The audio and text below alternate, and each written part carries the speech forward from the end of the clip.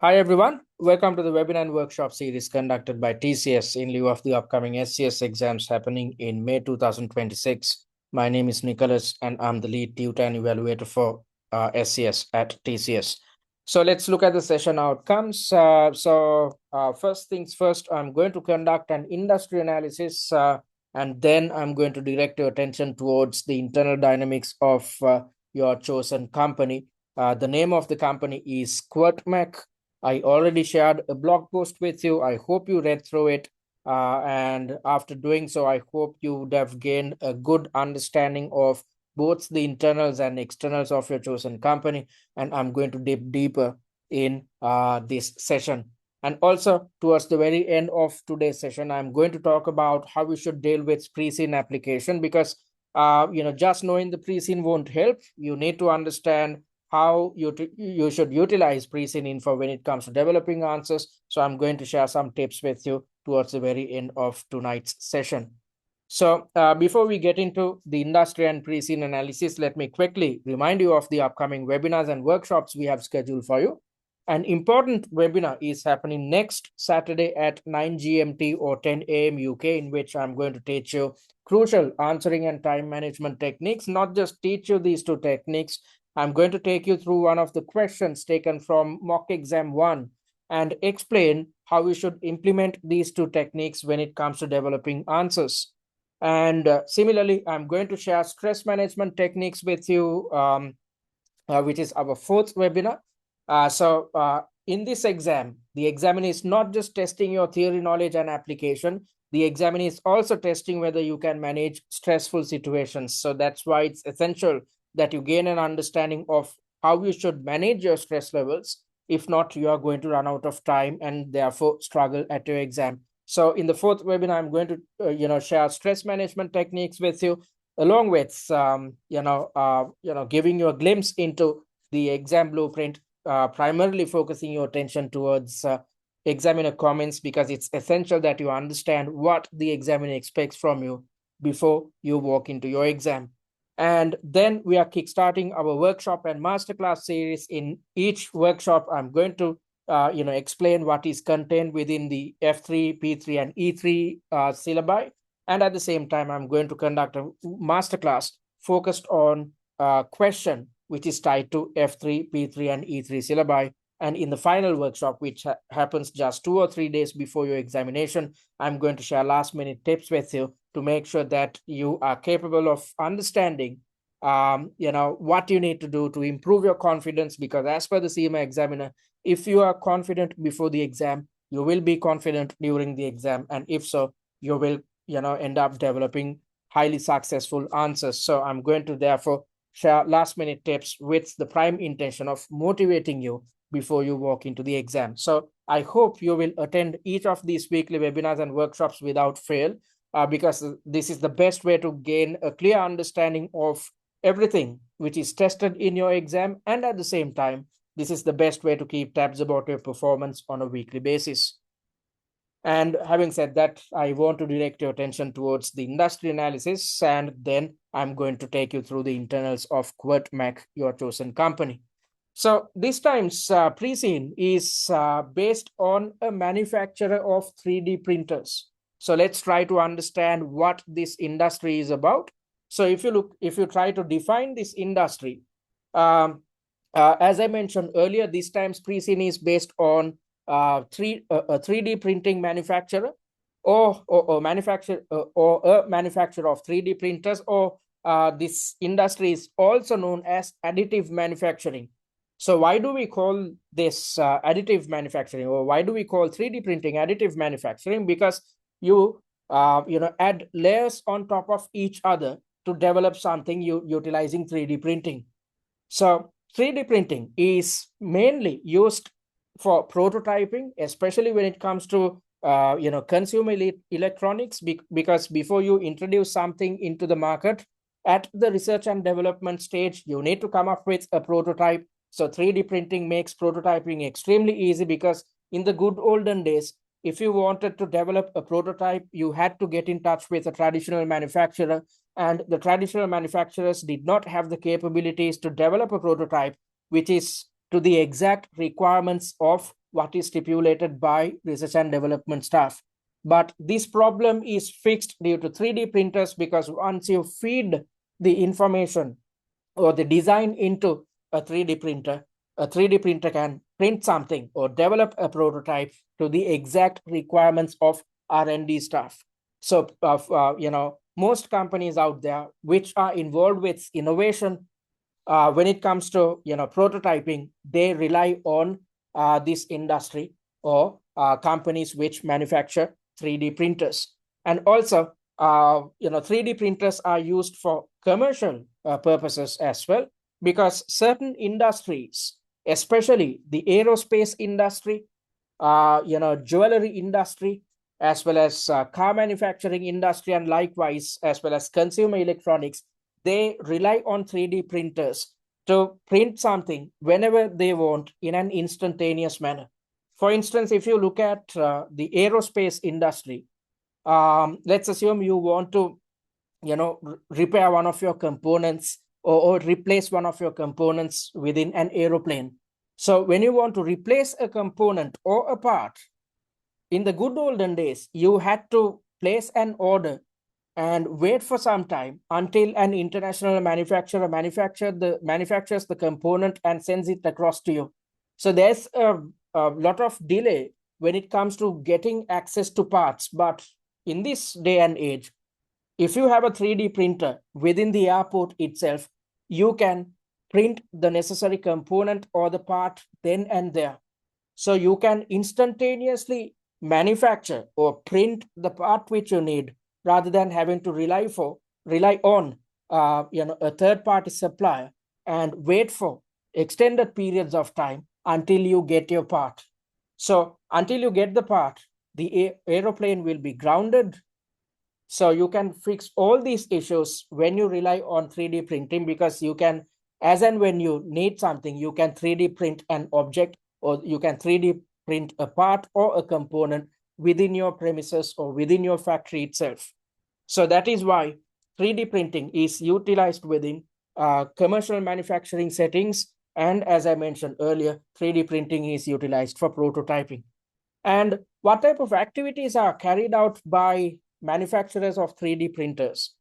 So manufacturers are involved with printer design and development. So, 3D printing is an innovative technology, and this technology is constantly, changing, because there's a lot of innovation impacting this industry itself. So because of that, if you want to become a successful manufacturer of 3D printers, you have to constantly focus your attention towards developing your 3D printers as much as possible. So that's why designing and development elements are crucial when it comes to running a 3D printing or a 3D printer manufacturing business.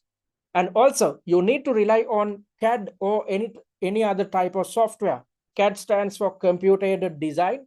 So I said that if you want to, print a component, for instance, you can do it in-house within your own premises. So how it works is you feed the design into a CAD software or computer-aided design software, and utilizing the software, you can change the design as and when you need. And once you finalize the CAD design, then the 3D printer will end up printing a certain component or a part or a product as per your specifications. So that is why manufacturers of 3D printers have to be conversant with CAD or any other type of software integration, because without a CAD software, you cannot run a 3D printer. So it's essential that you integrate a CAD software into a 3D printer, because without the CAD software, you cannot run a 3D printer. And also, when it comes to manufacturing commercial printers, they use different technologies. So I'm going to talk about these various different technologies in a little while when I'm taking you through the internal dynamics of your chosen company. So there are, basic 3D printers out there, as well as, if you look at commercial 3D printers, there are laser 3D printers, as well as, extrusion type of 3D printers. I'm going to talk about all these things in a little while. What you need to understand at this juncture is the fact that there are various different technologies, or various different printers which come with various different technologies. And these printer manufacturers are involved with supply of compatible material as well. Because just because you have a 3D printer, you cannot print something, you need raw material.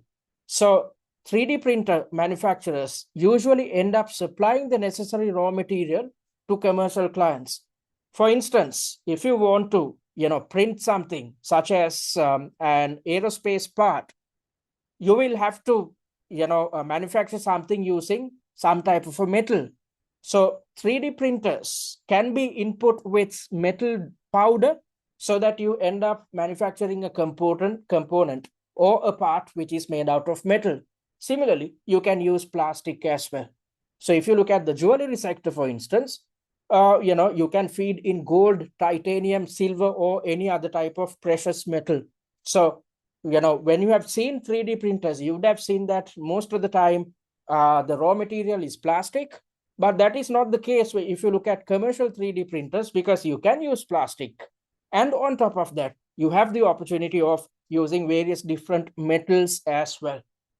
And therefore, since these 3D printers rely on specialized material, 3D printer manufacturers, they do not just design and manufacture 3D printers. Instead, they also are involved with the business of supplying raw material which are needed to manufacture something via a 3D printer. And also these same type of companies, they provide technical advice and after sales support, because let's assume you have gotten in touch with a certain business, and the business owners will be totally clueless of how a 3D printer is going to help them. So you have to send your sales staff and convince them, try to gain an understanding of how a certain business conducts its operations and how 3D printing is going to ease their manufacturing related burden. And also you have to provide some type of support when it comes to implementing the 3D printer, implementing the software, training individuals so that the company is in a position to actually utilize the benefits of a 3D printer. And at the same time, you need to have the capability to provide after sales services, because for instance, if a 3D printer fails, then you need to send your technical support staff to fix all the issues. And you need to maintain these 3D printers as well. That's where after sales support come into play. So if you look at the main activities, they are multifold. These players within this industry, they are not just into manufacturing 3D printers. They are also supposed to look into supplying the raw material which is needed to manufacture something utilizing a 3D printer. And at the same time, they have to provide support services, technical advice, as well as after sales support. Okay, so that's what I wanted to highlight, and I want to direct your attention towards the industry trends. I'm not going to take you through all these set of slides because we don't have time. I want to direct your attention primarily towards the internal dynamics of your chosen company.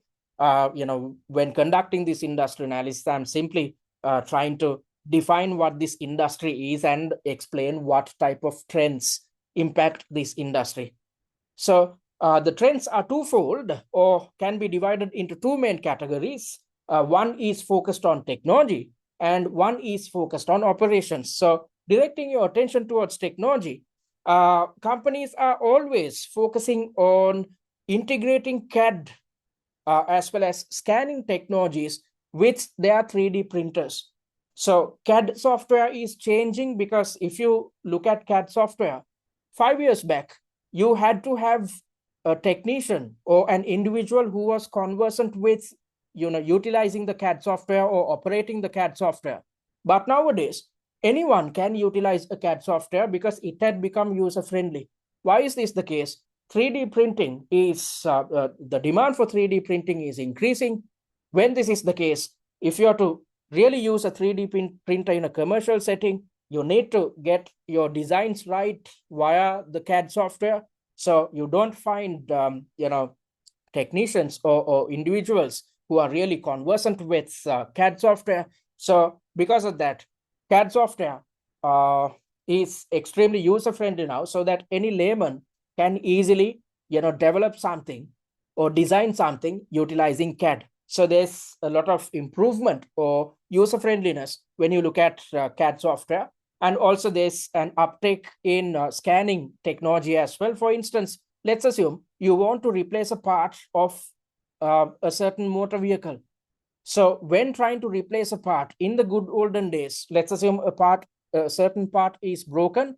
So you had to, take this part to a third party traditional manufacturer, and based on the dimensions of the part, they will end up manufacturing something, but it will not be the exact fix. So once you get a certain part manufactured, when it comes to replacing, you'd have to do some changes to it. But that is not the case anymore, because 3D printers come with scanners. You simply need to scan the part, and once you scan it, the exact image as well as the dimensions will be replicated in the CAD software. Then you can do tweaks as and when it is necessary, and then print a certain part to the exact requirements which fits a motor vehicle without any hiccups. So there's better CAD technology, as well as there's better scanning technology out there at the moment. As well as if you look at prototyping had become faster due to 3D printing. And as I mentioned earlier, nowadays you see various different types of metals being input into 3D printers. So this had led to a fast growth in prototyping, and this helps research and development initiatives. And also 3D printers carry the capability of manufacturing more complex, accurate outputs. For instance, if you look at 3D printing in medical use, we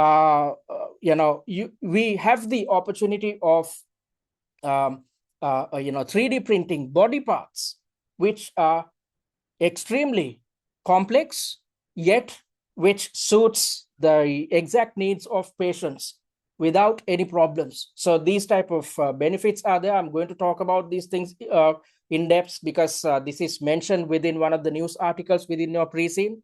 And there's a greater use of advanced materials such as carbon fiber. So there's use of plastics, metals, as well as carbon fiber. It's in increased, the demand for carbon fiber is increasing. And also there's continued software upgrades to make sure that any layman can utilize 3D printers for their benefit. And in terms of operations, many companies have localized their production, because you need not rely on traditional third parties anymore. As and when it is necessary, you can print anything within your own premises or within your own factory. And this had led to less transport and less material waste, because compared to traditional manufacturing, when it comes to 3D printing, material waste is extremely low, because you are printing something which is to the exact specifications. So there is no wastage. So material waste is extremely low. And at the same time, there is no transportation involved, because you are printing something within your own premises.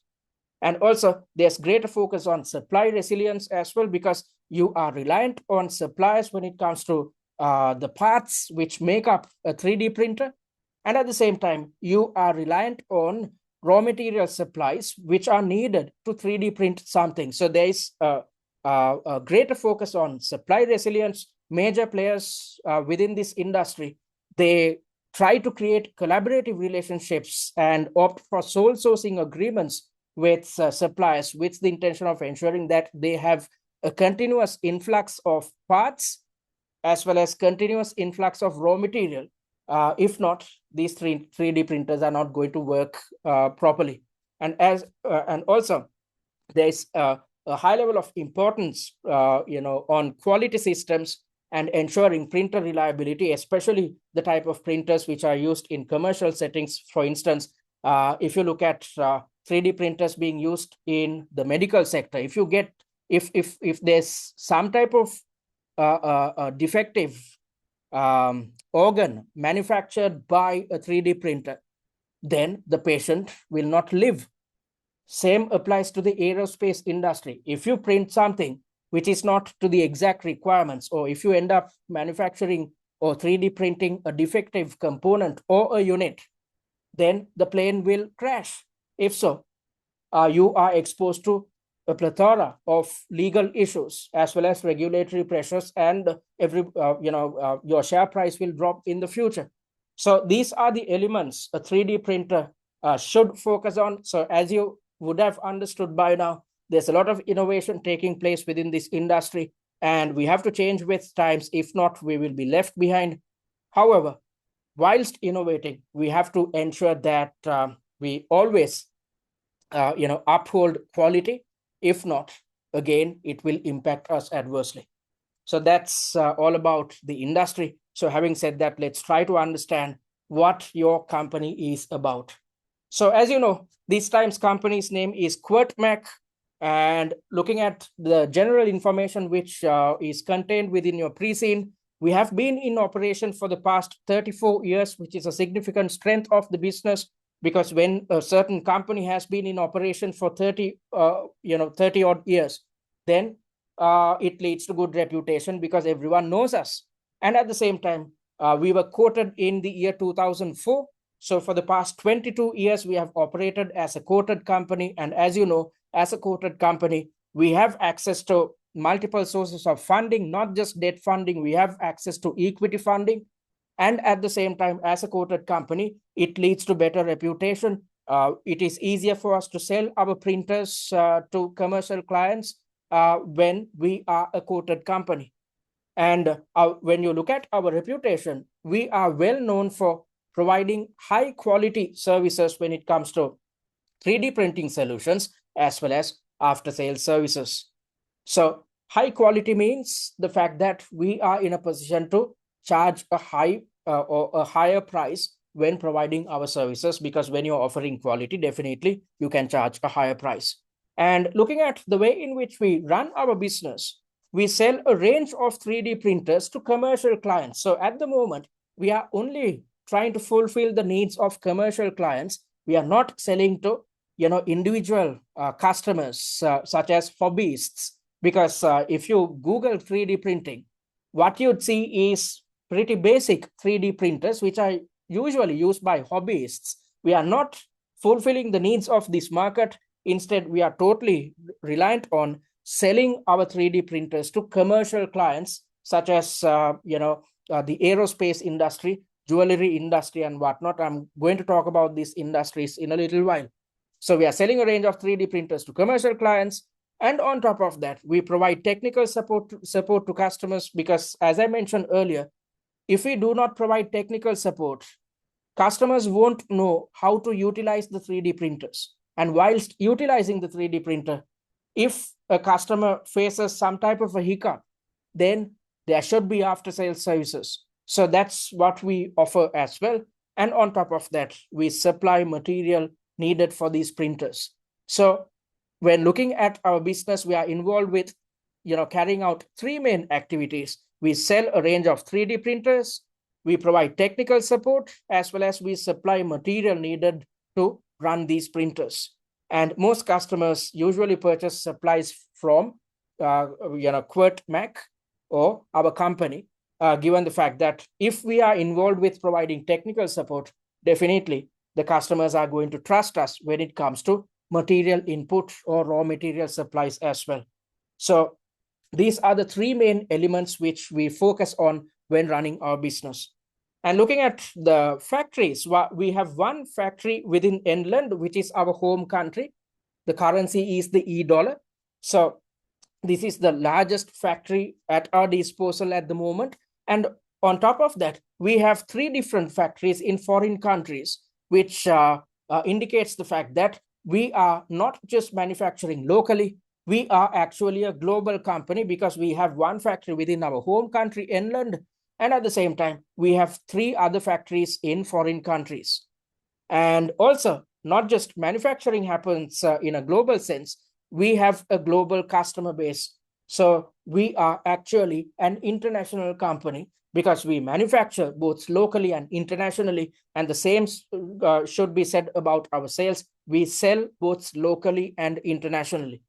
And as a company, we are hell-bent on offering speed to our customers because, as I mentioned earlier, when it comes to manufacturing parts or components, if a customer has the capability of 3D printing a certain part, then we are offering speed because instantaneously, as and when it is necessary, you can 3D print a part within your own factory or within your own premises. So we are offering speed to our clients. And at the same time, we try to fulfill certain elements in terms of property of output. So we try to ensure accuracy. We offer accurate 3D printing solutions. We try to ensure that the finish of a 3D printed product, a component, or a part is up to the required level of standard of the customer.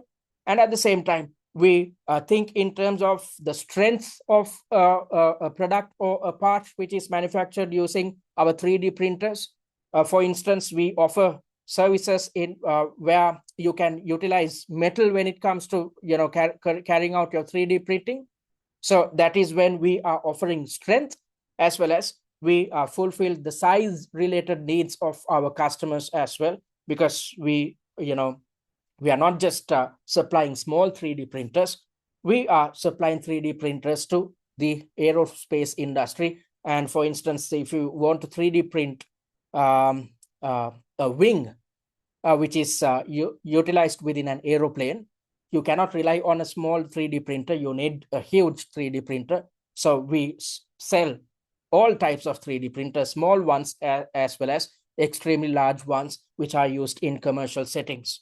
And looking at the product range, we offer 4 main 3D printers. There are 5 3D printers in the market, which are used in commercial settings. Out of these 5, we are only selling 4, which are extrusion or DLP printers, SL printers, laser melting printers, as well as material jetting printers. We do not sell binder jetting printers at the moment. You will gain a clear understanding of the technicalities behind each of these 5 printer types if you watch the first pre-scene analysis video, which is available via the paid content via the student dashboard, in which I've conducted an industry analysis based on what appears within this pre-scene.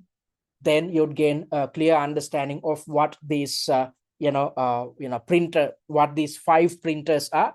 But there's no hard and fast rule which says that you should gain an in-depth understanding of what we manufacture. Just having a general understanding would do, because at the exam, you are supposed to play the role of a senior finance manager, not an engineer, or you are not supposed to play a technical role. So just knowing the type of printers which we manufacture at the moment will help. So we are involved with manufacturing extrusion and DLP printers, SL printers, laser melting, and material jetting printers. And looking at the type of customers we serve at the moment, we are focusing our attention towards 4 main industries: aerospace, automotive, consumer electronics, and jewelry. So when it comes to the aerospace industry, players within this industry try to 3D print spare parts within airports itself.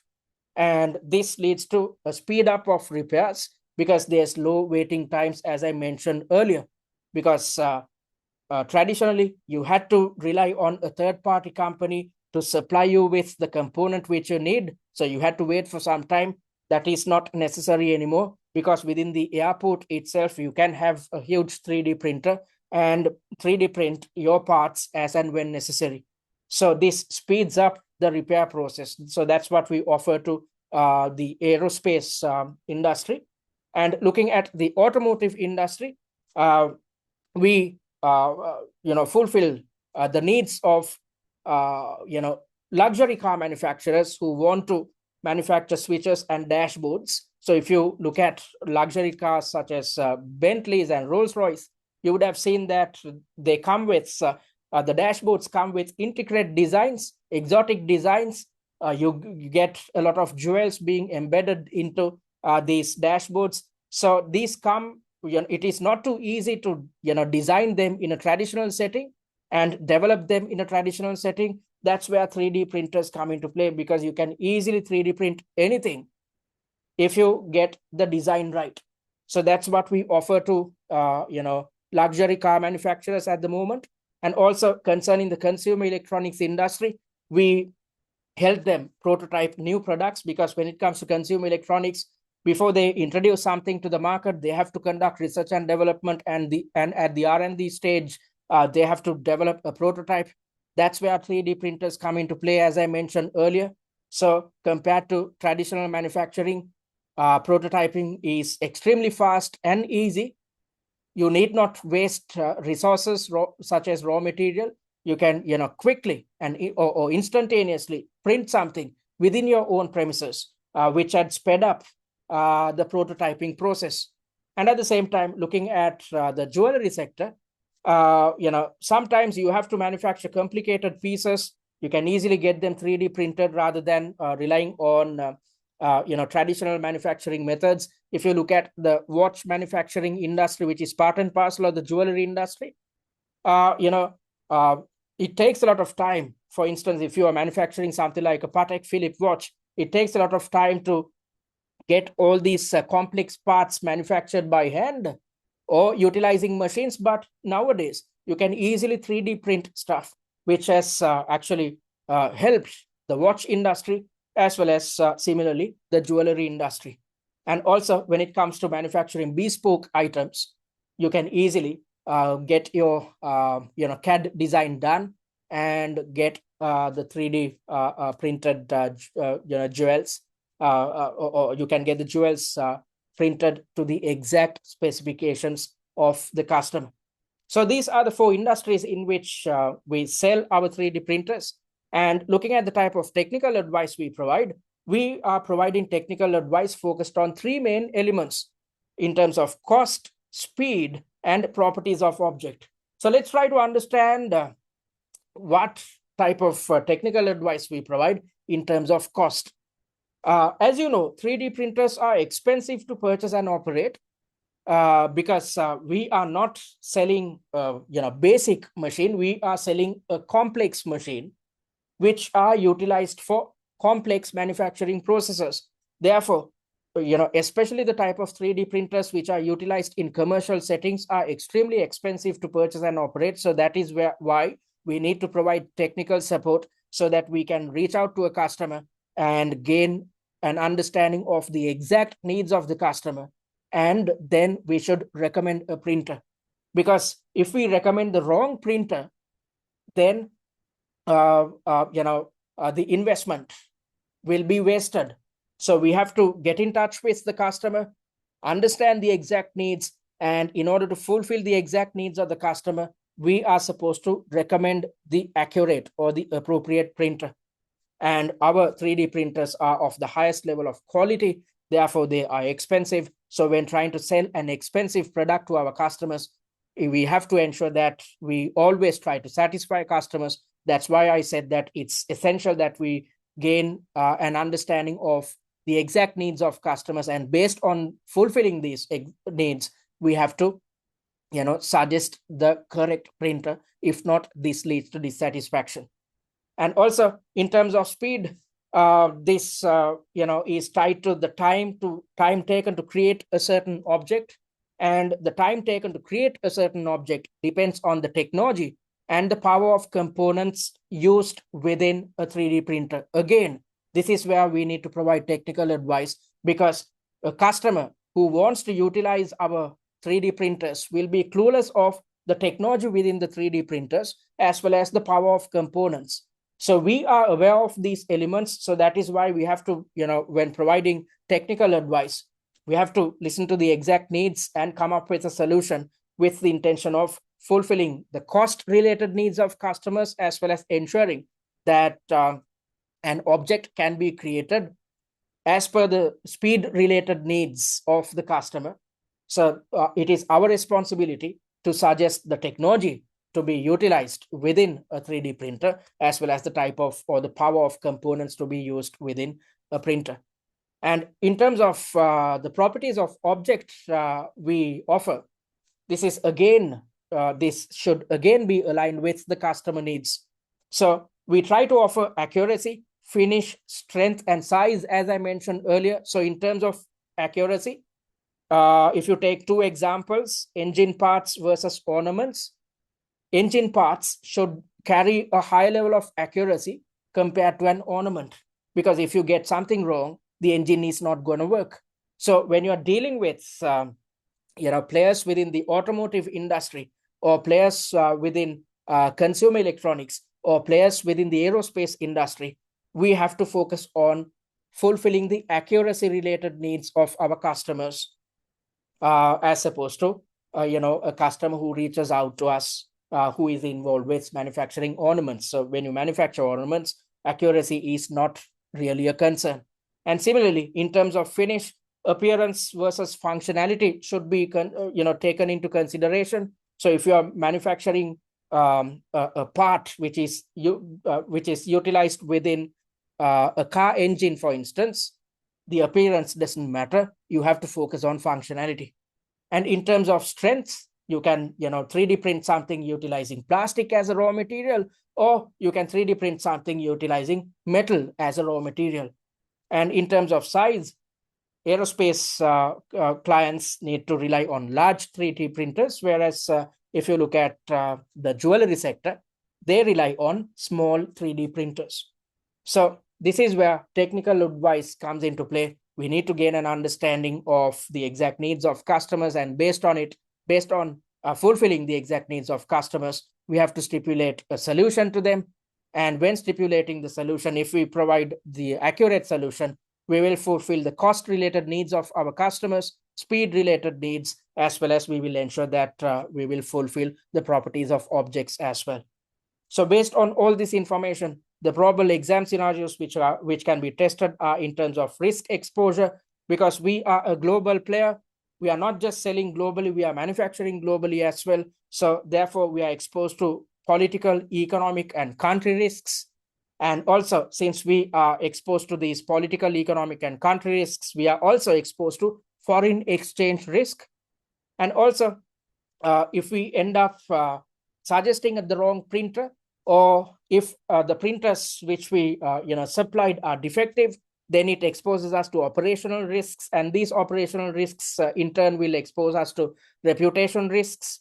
And also, we are exposed to reliance on suppliers, which is a risk, because when it comes to sourcing the parts which make up a 3D printer, we are reliant on suppliers. And on top of that, when it comes to fulfilling the raw material related needs of our customers, we have to source them from specialized suppliers. So we are reliant on our suppliers, which is a risk, because if a supplier delays a supply or supplies us with low quality material or components, then it impacts the services we offer, and it impacts the quality of the printers we sell in the market. And also, this exposes us to a resource dependency risk as well, as I mentioned earlier. And also, we are exposed to legal and compliance risk when operating within a global market. When selling to a global clientele, we have to make sure that we always adhere to the local legislation. So this exposes us to legal and compliance risks. And at the exam, your knowledge concerning the identification of these various different types of risks, as well as how to manage each type of risks, will be tested. Because when it comes to managing risks, you need to stick to a 3-step approach as per what we have learned under your P3 syllabus. So the first step is to identify the risk. The second step is to categorize the risk, considering the impact and likelihood of recurrence. And based on this categorization, you are supposed to utilize the TARA framework or the TARA framework. And once you have categorized the risk, then you can come up with an appropriate mitigatory strategy. So you need to stick to these 3 steps when addressing questions to do with risk identification and mitigation at your exam. And also, there could be a situation where we are pursuing a merger or an acquisition of a supplier, or us opting for some type of a vertical integration. It could be a backward integration, in which we acquire, for instance, a supplier, or it could be a forward integration in which we acquire one of our customers if it makes sense. All right. So this type of a scenario, your knowledge concerning mergers and acquisitions as well as pursuing vertical integrations will be tested at your exam. So tied to all this information, the syllabus areas which can be tested are in terms of risk identification and mitigation, as well as your capability concerning an evaluation of mergers and acquisitions or vertical integrations will be tested. Your knowledge concerning sustainability and ethics will be tested. Why is this the case? As a global player, we have to fulfill utmost levels of sustainability, as well as we have to be engaged with business in an ethical manner. If not, it will expose us to operational issues as well as reputational issues. And if so, it will end up dissatisfying our shareholders. If so, it impacts our share price negatively. And also, your knowledge concerning competitor analysis techniques will be tested, especially tied to questions to do with mergers and acquisitions or evaluating vertical integrations. All right, so that's what your company is up to. And then let's try to gain an understanding of the mission, vision, and values of a chosen company. So the mission of any given company gives us an indication about the reason for being, or tries to answer the question, why do we exist? So let's try to understand why this company exists. It exists to transform customers via the provision of innovation in design and production. So we are trying to transform our customers. So are we in a position to achieve this mission? Exactly, given the fact that we are offering 3D printing solutions. So compared to traditional manufacturing, 3D printing is totally different. It offers various different types of benefits to customers compared to traditional manufacturing. So we are in a position to transform our customers. And how are we trying to transform our customers? By offering innovation in design and production. So that's exactly what a 3D printing or a 3D printer manufacturer can achieve, because we are offering better design capabilities and production capabilities to our customers. And when our customers are exposed to better design and production capabilities, their manufacturing operations or their internal dynamics are definitely going to transform. And looking at the vision statement of any given company gives us an indication of the future of the company, or what the company intends to achieve in the future. So if you look at Kwirtmak strives to become a leader, or the leader, in additive manufacturing solutions across industries. So at the moment, we are only offering solutions to 4 main industries. So this indicates the fact that we are contemplating about expanding our footprint, thereby expanding to various different additional industries as well. So these type of scenarios can be tested at the exam, because if we want to become the leader within this industry, then we have to expand our industry, expand our footprint rather, beyond 4 industries in which we operate at the moment. And also, we try to achieve utmost levels of sustainability, which is not easy to achieve as a 3D printer or a 3D printer manufacturer. I'm going to talk about these things in a little while, but these are the things which we strive to achieve in the future. We are not number one. We are not the leader at the moment. We are only focusing on 4 different industries at the moment, but we strive to achieve leadership. And with the intention of achieving leadership, we are planning on moving into other industries. And at the same time, we are trying to achieve greater levels of sustainability. So that is our vision statement. And looking at our values, the values of any given company gives us an indication of the beliefs, or the culture, or the belief system of any organization. So we are focused on creating wealth and success, which is extremely good, because as a quoted company, our prime objective should be to satisfy our shareholders and take steps to improve shareholder wealth. And that is exactly what we believe in. We try to create wealth and success. So this indicates the fact that we are interested in fulfilling the needs of our shareholders, not just our shareholders, because if we end up transforming our customers, definitely they will create wealth for themselves and they will succeed within their own industry. So this first value is tied to satisfying our shareholders as well as our customers. So that's a good thing to believe in. And at the same time, we are trying to bring about innovation which are based on customer needs. So if we want to transform a customer, we need to provide innovative solutions. And in order to provide innovative solutions, the best way is to listen to your customers. So that's exactly why we focus on driving innovation based on customer needs. Again, this indicates the fact that we are hell-bent on satisfying our customers, listening to our customers, as well as addressing the exact needs of customers. And this is the lens which we have adopted, via which we are trying to drive innovation. So that's something good to have. And we try to over-deliver on our promises. I have my doubts about this, because when we suggest something or when we offer something and when we try to over-deliver, it might expose us to additional costs and resource burdens. I'm going to talk about it in a little while. So I'm not too satisfied with this third value, because if we try to over-deliver, it is going to be expensive and it is going to consume a lot of resources. And in terms of the final two values, these are focused on our human resources. We trust our staff members because as a 3D printer manufacturer, we have to rely on knowledge workers. We have to rely on design staff. So it's essential that we trust our staff members, because if we trust our staff members, it leads to a high level of morale and loyalty.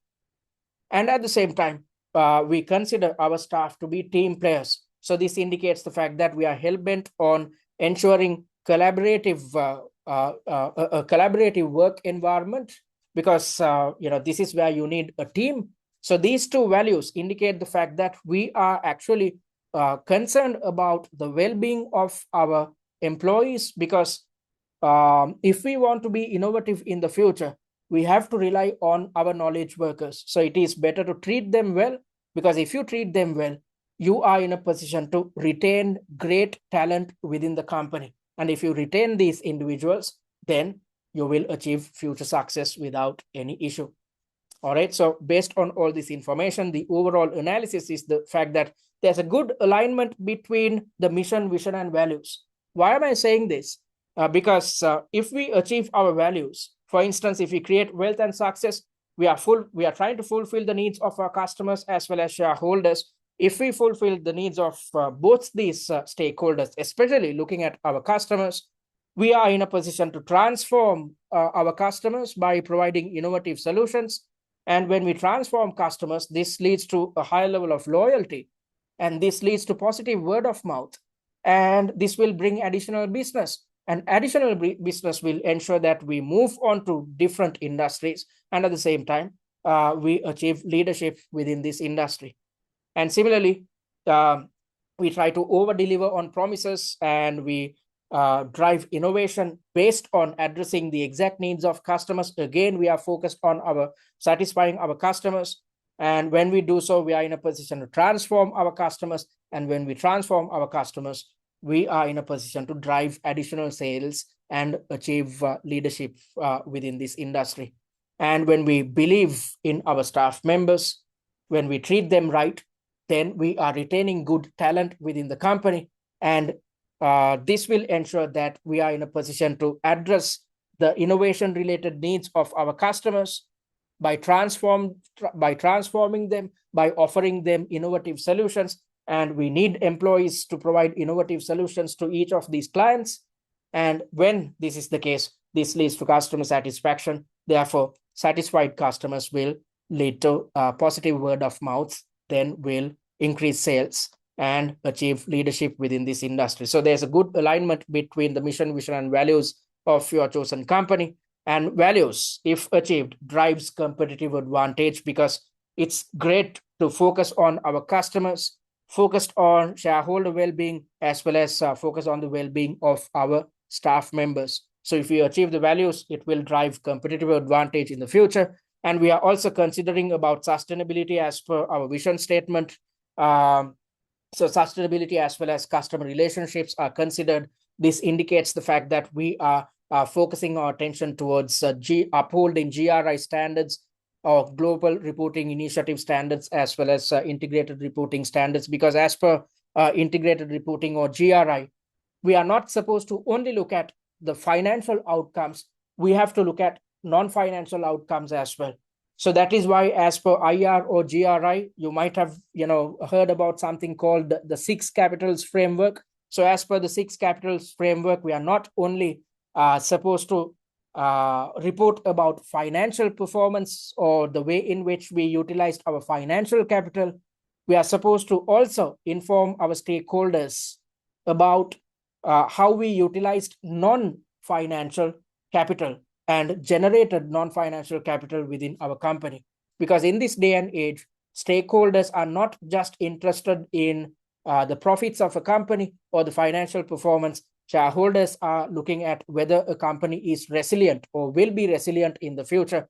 So in order to be resilient in the future, on top of financial performance, you need to really focus on non-financial performance as well. So that's what we can identify by looking at the sustainability element of our vision as well as the values of the company. And we need to analyze stakeholders based on power and interest. Therefore, your knowledge concerning the Mendelow's matrix will be tested, given the fact that there's a mention of three main types of stakeholders as per our values, which are our shareholders, customers, as well as our own employees. So having said that, let's try to understand what is missing when you look at the vision, mission, and values of your chosen company. There is no mention of other stakeholders. As I mentioned earlier, there's a mention of shareholders, customers, as well as our own employees, but there is no mention of suppliers or regulators. Because if you look at the risk report of your chosen company, there are 5 main risks which have been considered. And out of these risks, 2 are focused on supply dependency and our exposure to changes in regulation. So we should have considered these 2 elements in order to come up with a foolproof vision, mission, and value system within our company. But you cannot see so. So that's a major shortcoming, because if you want to be extremely successful within this industry, you have to always fall in line with changing regulations. And at the same time, you have to think about your supply dependence risk as well. Because when you are too dependent on suppliers, if they cease to supply you on time, or if the quality of components or raw material depletes, then it impacts your business adversely. So we should have mentioned or considered about these stakeholders. And also, there is no mention of safety and reliability, because we have to ensure health and safety, or uphold health and safety when it comes to conducting our manufacturing operations. And at the same time, when it comes to our customers utilizing these 3D printers which we manufacture.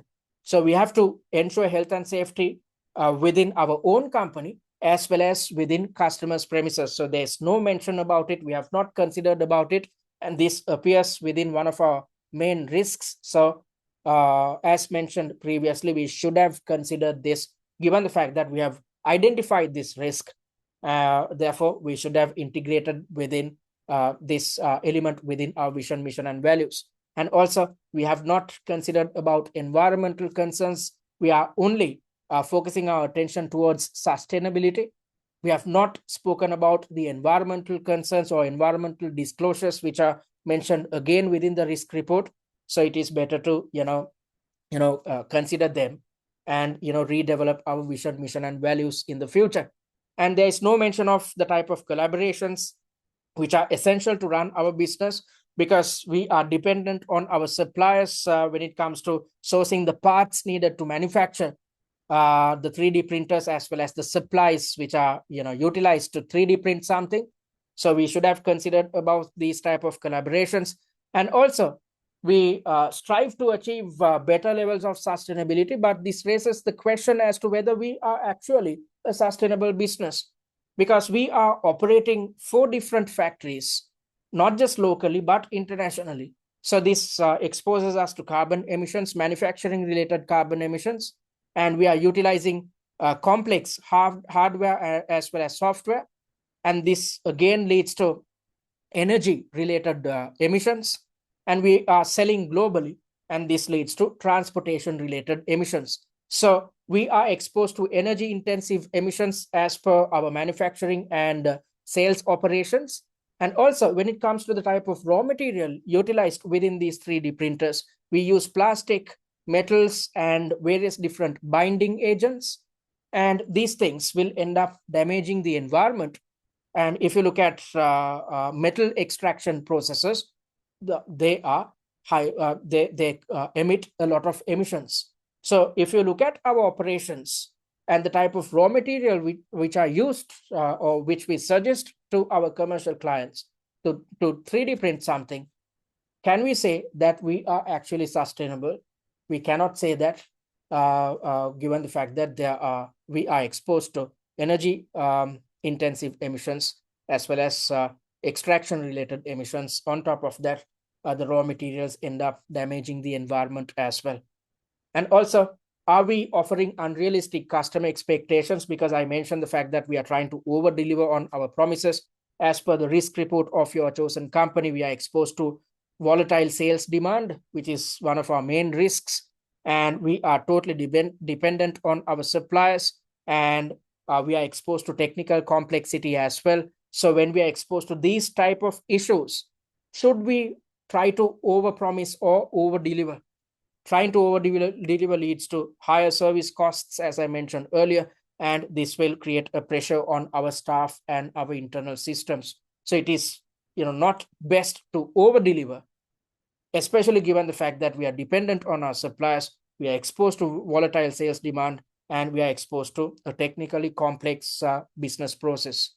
So tied to all this information, the probable exam scenarios which can be tested are in terms of evaluating strategic options. So when evaluating strategic options, your knowledge concerning the SAF framework will be tested. Or another angle is a situation where you are supposed to evaluate a strategic option considering the mission, vision, and values of your chosen company. So in both instances, you need to have a good understanding of the existing vision, mission, and values of your chosen company, especially if you look at the SAF framework, which is a widely used framework when it comes to evaluating a strategic option. Under the suitability element, you should, when conducting your evaluation, you should consider whether a certain strategic option is aligned with the existing vision, mission, values, and the business model of your chosen company.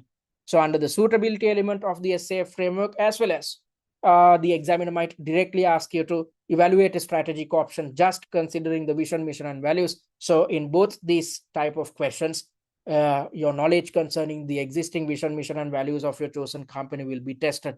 And also, you should be able to suggest internal controls which are tied to quality and achieving sustainability in operations, achieving innovation, ensuring safety, risk management, because we are exposed to various different types of risks as a manufacturer of 3D printers. So you should have the capability of managing each type of risk, which are aligned with our business dynamics.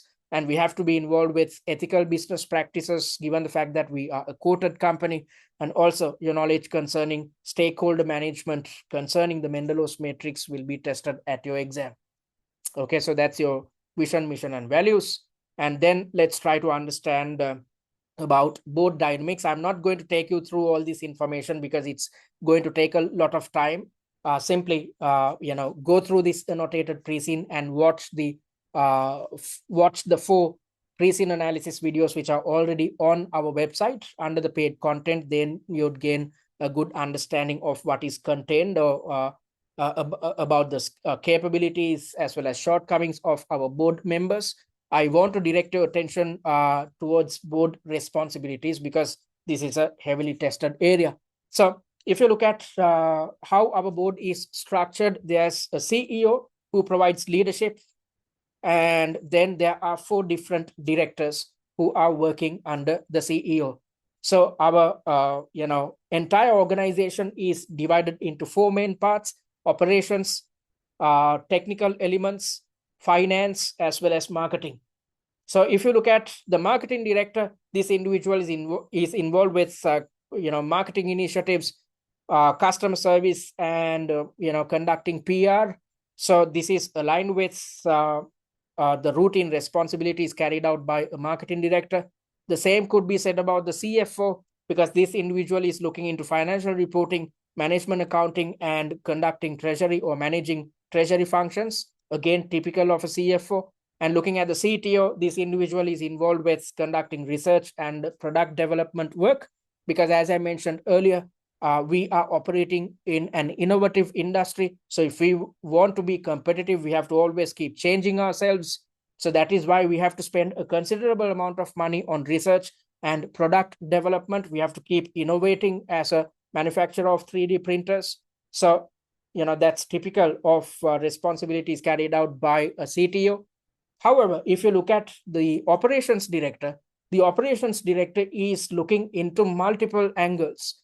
So this individual is supposed to manage factory operations, look into CAD software, manage human resources, ensure health and safety, as well as look into sustainability. So there's too much when it comes to the responsibilities of the operations director. So, a typical operations director will look at factory operations, ensure health and safety and sustainability. But when this individual has to look into HR management as well as CAD software related elements, then this indicates the fact that the operations director might be overburdened. And especially looking at CAD software, it raises the question as to whether CAD software should actually be under the operations director or the CTO. Because when you look at the CAD software, as I mentioned earlier, you need to keep changing the CAD software to make it user-friendly as much as possible.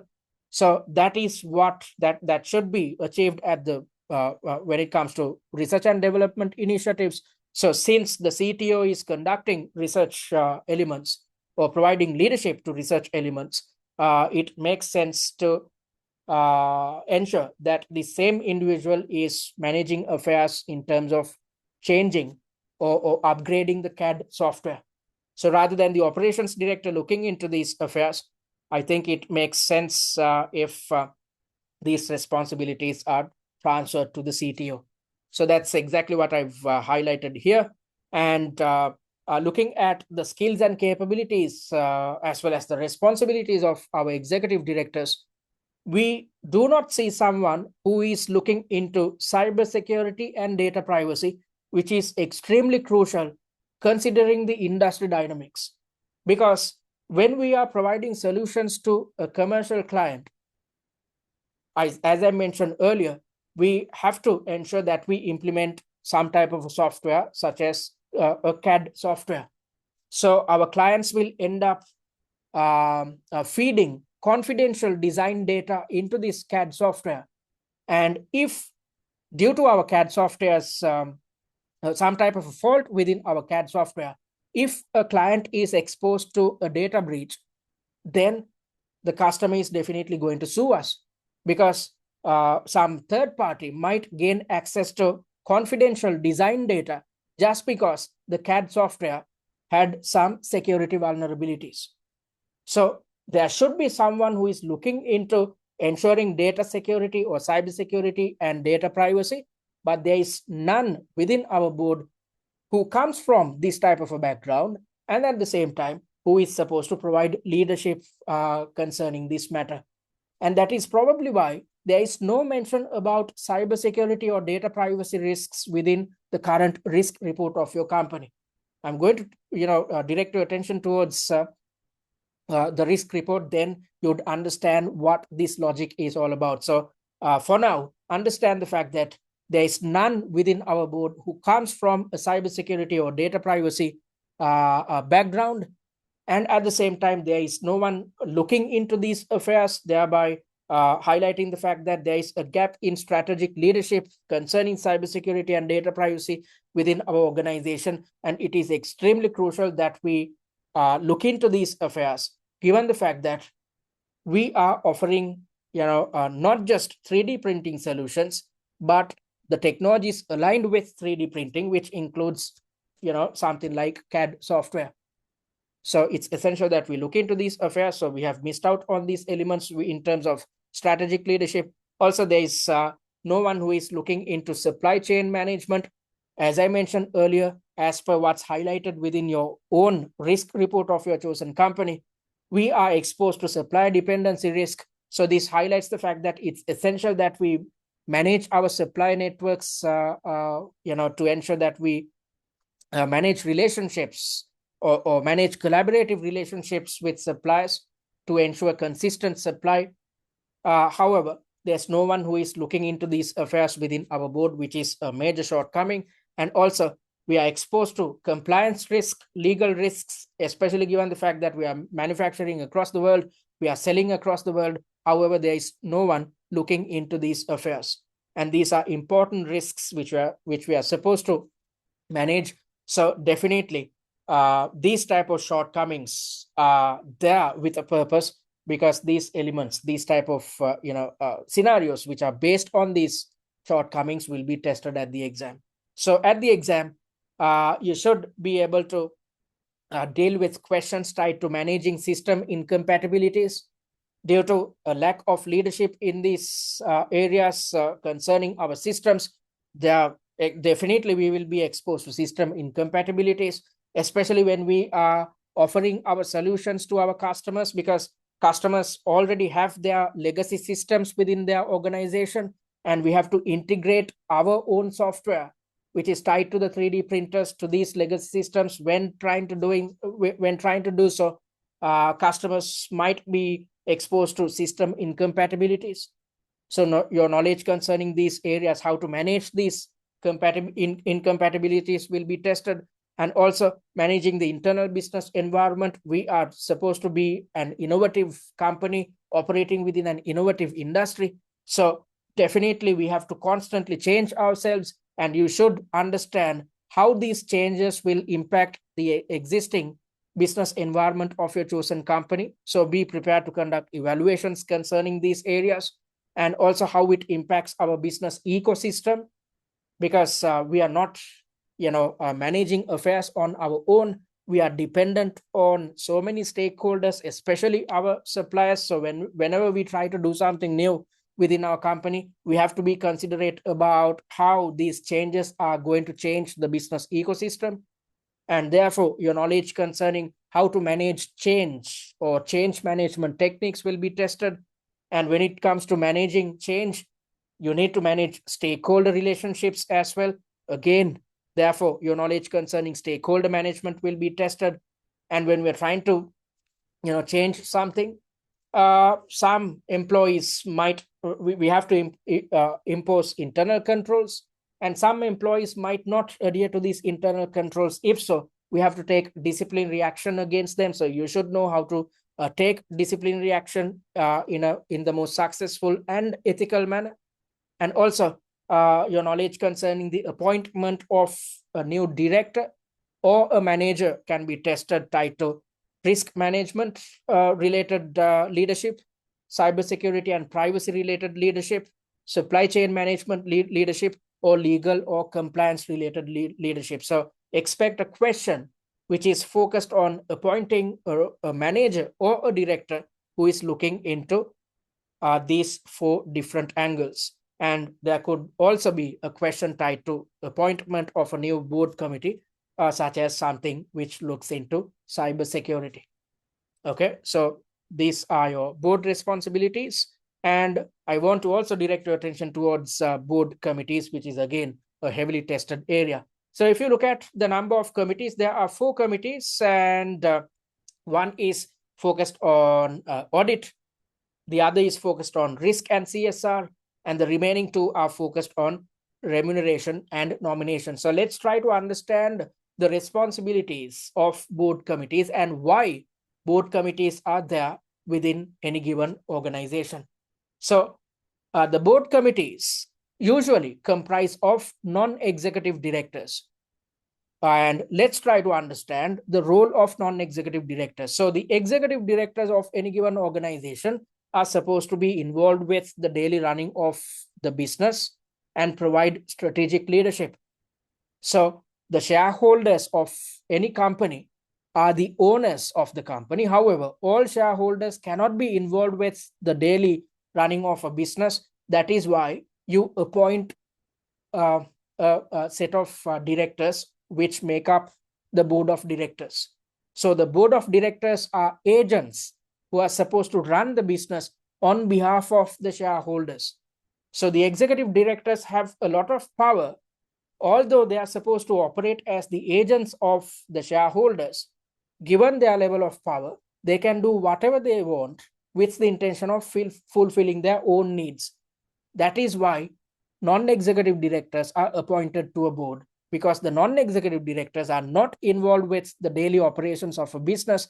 Instead, they are supposed to play a supervisory role. They are supposed to supervise the executive directors, and if they spot that a certain executive director or a set of executive directors are doing something wrong which goes against shareholder interest, then these non-execs are supposed to keep the shareholders informed, because then when the shareholders are informed, they can take action against these directors, and as and when necessary, they can get rid of these directors. So these are the responsibilities of execs and non-executive directors. And board committees are formed with the intention of keeping tabs about the performance of executive directors to ensure the future success of any given company. So in order to ensure future success, we have to think about the control environment of an organization. Because without controls, however much successful you are when it comes to coming up with plans, if you do not have proper controls, you are not in a position to implement your decisions in the most successful manner. And without controls, employees can do anything they want. Without controls, the board members can, as well as the management of a company, can do anything they want. So that is why an audit committee is there. The audit committee's prime responsibility is to set the control environment, and therefore they are involved with appointing the chief internal auditor and setting up the internal audit department of the company. So that's the responsibility of the audit committee. Therefore, as per corporate governance best practices, 100% of members within the audit committee should be non-executive directors, because when it comes to setting the control environment, you should not get executive directors involved. Instead, as I mentioned earlier, non-execs are supposed to provide a supervisory role. They are supposed to represent shareholder interests within the board. So these are the type of individuals who should make up the audit committee, and therefore come up with or set up the internal audit department and set up the internal controls within any given company. So that's what the responsibility of the audit committee is. And looking at the remuneration committee, the remuneration committee's responsibility is to determine the perks as well as compensation of, or the remuneration of executive directors. Because if we let executive directors decide their own salaries, they will pay themselves fat cat benefits. So in order to avoid such a scenario, as per corporate governance best practices, any given quoted company should have their own remuneration committee, and the membership of this remuneration committee should be 50%, at least 50% of remuneration committee's members should be non-executive directors. As I mentioned earlier, non-execs are supposed to represent shareholder interests within the board. So these non-execs are supposed to determine, based on the performance of each and every director, how much of a salary they should get, as well as various different perks they should get when running affairs within the business. So that's a responsibility of the remuneration committee. And looking at the nomination committee, the nomination committee is supposed to nominate individuals to the board as and when necessary. So what you need to understand is the fact that any board member could be an executive director, it could be a non-executive director. Any board member has no power to appoint anyone to the board. The power lies with shareholders. However, the nomination committee's responsibility is to nominate appropriate individuals as and when necessary. So let's assume we are getting rid of a certain board member, so we have to replace this individual with someone else. So when it comes to the replacement, the nomination committee's responsibility is to nominate 3 or 4 individuals who are capable of carrying out the job, and it is up to, as per these recommendations or the nominations provided by the nomination committee, it is up to the shareholders to go for a vote and select the best individual. Why is this the case? Because shareholders are the owners, so the owners must have a say when it comes to appointing a board member. So board appointments are not handled by the nomination committee. Instead, they nominate individuals as and when a board position comes up. And just like the remuneration committee, nomination committees, if you look at the membership should be at least 50% non-executive directors, because non-execs are supposed to represent shareholder interests when it comes to nominating folks to the board. And looking at the risk and CSR committee, the prime responsibility of this committee is to keep tabs about the risk exposure of the company, and therefore maintain and update the risk report. So you can see a risk report within this organization, which comprise of 5 main risks, and developing this risk report and maintaining this risk report is the prime responsibility of the risk committee. And the same committee looks into CSR as well, because when operating within this industry, we are supposed to achieve better sustainability. That is what's mentioned within our vision as well. So if we are to achieve better sustainability, first things first, we have to achieve corporate social responsibility, or we have to behave in a socially responsible manner. So these are the things which are looked into by board committees. So these are the 4 board committees within our organization. So the strengths are the fact that non-executive directors dominate all committees. So we are falling in line with corporate governance best practices, and the chief internal auditor reports to the audit committee. Again, this is aligned with corporate governance best practices. And in terms of experience, the non-executive chair, as per what's highlighted in this part of your pre-scene document, which I've evaluated in here, I don't have time to take you through all this information. So as per the information presented in this pre-scene, the non-executive chair has audit committee experience. So that's something good to have. However, this non-executive chair should not be in the audit committee as per corporate governance best practices, because as per the combined code of corporate governance, audit committee's membership should be 100% non-executive directors.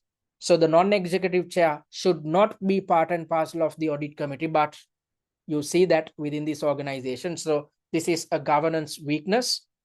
And in talking about experience, getting back to experience, Ada, one of our senior independent directors, come from an economics and banking background, which is aligned with what happens within an audit committee.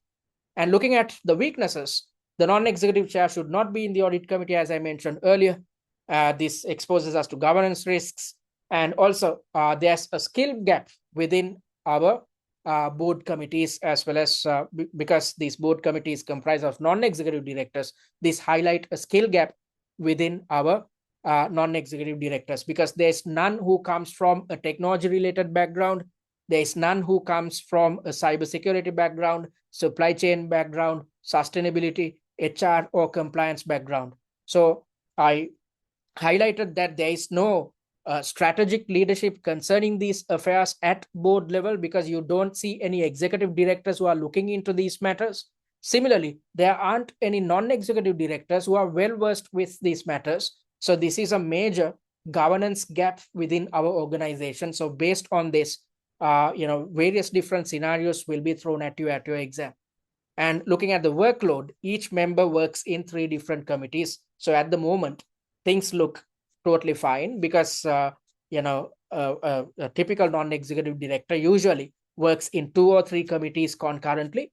But at your exam, if the examiner expects to test your knowledge about how to deal with an appointment of a new board committee, then the workload of these existing committee members will increase, because at the moment these committee members are supposed to they are working in at least 3 board committees.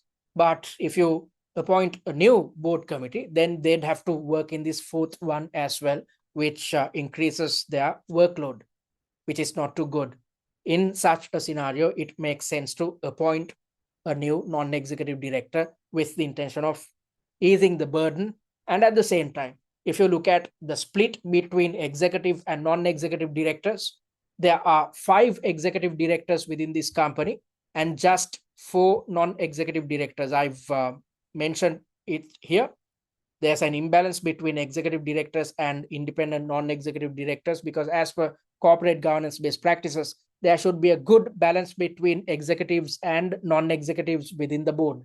Why is this the case? Because as I mentioned earlier, execs are supposed to be the agents of shareholders, but when they have too much power, they can dictate terms and ensure that they fulfill their own needs rather than fulfilling the needs of shareholders. So that's where the non-execs come into play. The non-execs are supposed to represent shareholder interests within the board. So when you have a lesser number of non-executive directors, the executive directors are overpowering non-execs.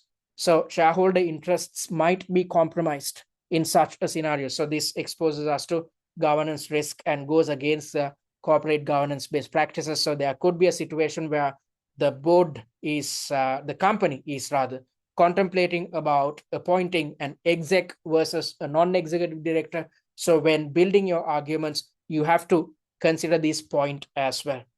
Okay, you'd gain a better understanding when I take you through mock exams via the master classes as well as via the upcoming webinars and workshops. Then you'd realize how to integrate these elements into your answers.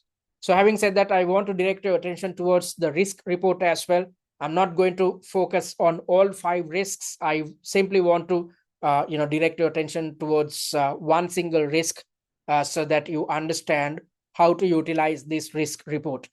So as per the as per the stated risks, we are exposed to global economic risk.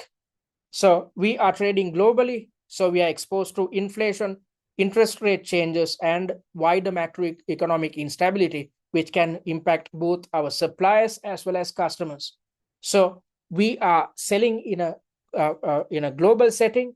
So when we are selling globally, we are exposed to the inflation rates in an international setting. And also we are exposed to various different interest rates within various different countries. And if there's some type of macroeconomic instability in one of the countries in which we operate, then it impacts our margins in an adverse manner.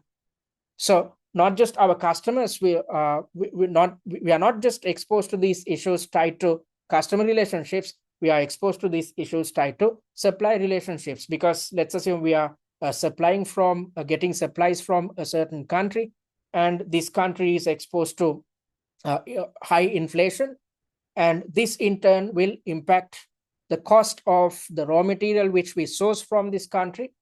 And when this is the case, we will have to charge a high price from our customers, and the customers will not be really satisfied when their margins are impacted adversely. So this might impact our sales. So we are exposed to this risk, and the current mitigation in place within our company is the fact that the Treasury Department monitors economic trends and recommend mitigation strategies. So they are involved with a monitoring process, and as per their understanding, they come up with mitigatory strategies, and they also pay attention to minimizing operational costs or operating costs as much as possible. So my assessment is the fact that the mitigation is relevant. It's good that the Treasury Department is trying to handle affairs, but this is too broad and reactive. Why am I saying it? Because the Treasury Department's response focuses on observing the risk, then structurally reducing the risk exposure. So as per our risk report, our Treasury Department is hell-bent on monitoring economic trends. Rather than monitoring, their prime responsibility is to ensure that they come up with foolproof mitigatory strategies, and such mitigatory strategies which they have identified should be included within the risk report, so that all stakeholders, especially the management of Kwirtmak, know how to deal with these type of macroeconomic issues. So there's no mention about such strategies within our risk report. Instead, it highlights the fact that our Treasury Department is observing risk exposure, and macroeconomic issues already has impacted our performance, because if you look at our financial statements, our revenues have dipped by 19%, which had led to a dip in profitability. So let me quickly take you to the statement of profit and loss. As you can see, our revenues between the years 2025 and 2026 has dipped by 19%. The same should be said about our profits as well. Our profits have dipped by 29%. So this indicates the fact that we are exposed to major financial issues in terms of revenues and profitability.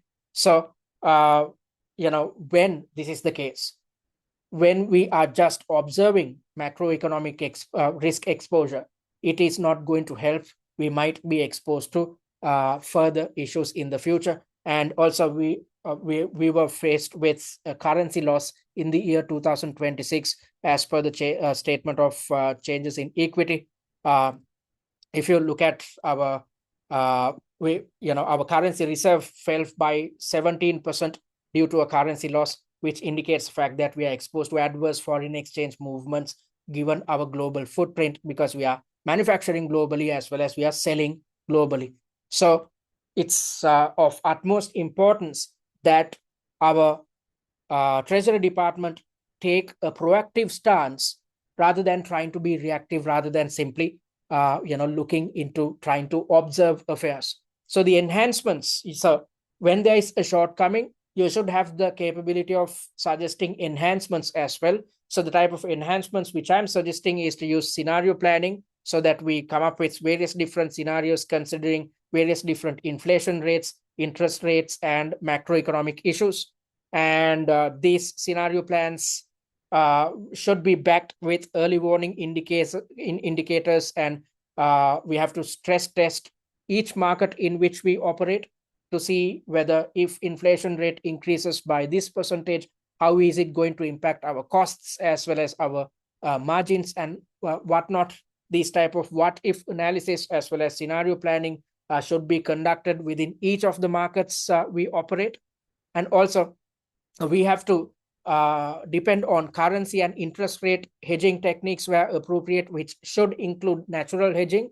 So we should have mentioned these things within the risk report. Since there is no mention, be prepared to suggest better mitigatory strategies when you are dealing with questions to do with global economic risk exposure. And we might have to adopt flexible pricing, especially when dealing with customers which are located within countries which are exposed to extreme levels of inflation or adverse macro economic factors. And also, we have to link macroeconomic monitoring to operational planning. So if we do so, we are in a position to manage our inventories properly, because if we do not manage our inventories, then it will impact our cash flows as well as our bottom line in a negative manner. So it's essential that we improve our macroeconomic monitoring processes, so that we get we manage our inventory properly, we get our forecasts right, and we take better investment decisions. So you should have the capability of evaluating each type of risk highlighted within your risk report, understanding the shortcomings, and based on these shortcomings, come up with appropriate foolproof mitigatory strategies with the intention of insulating us against the 5 different risks highlighted within the risk report. So I took you through the first risk. I ask you to watch the pre-scene analysis videos and read through this annotated pre-scene on your own to figure out the evaluations which I've conducted concerning the remaining 4 risks. I also want to direct your attention towards notable gaps within this risk report, because at the examiner is not just testing whether you are capable of evaluating the identified risks. The examiner is also trying to figure out whether you are in a position to identify risks which are not mentioned within the current risk report. So that's why you have to have a good understanding of notable gaps concerning what's highlighted within the risk report.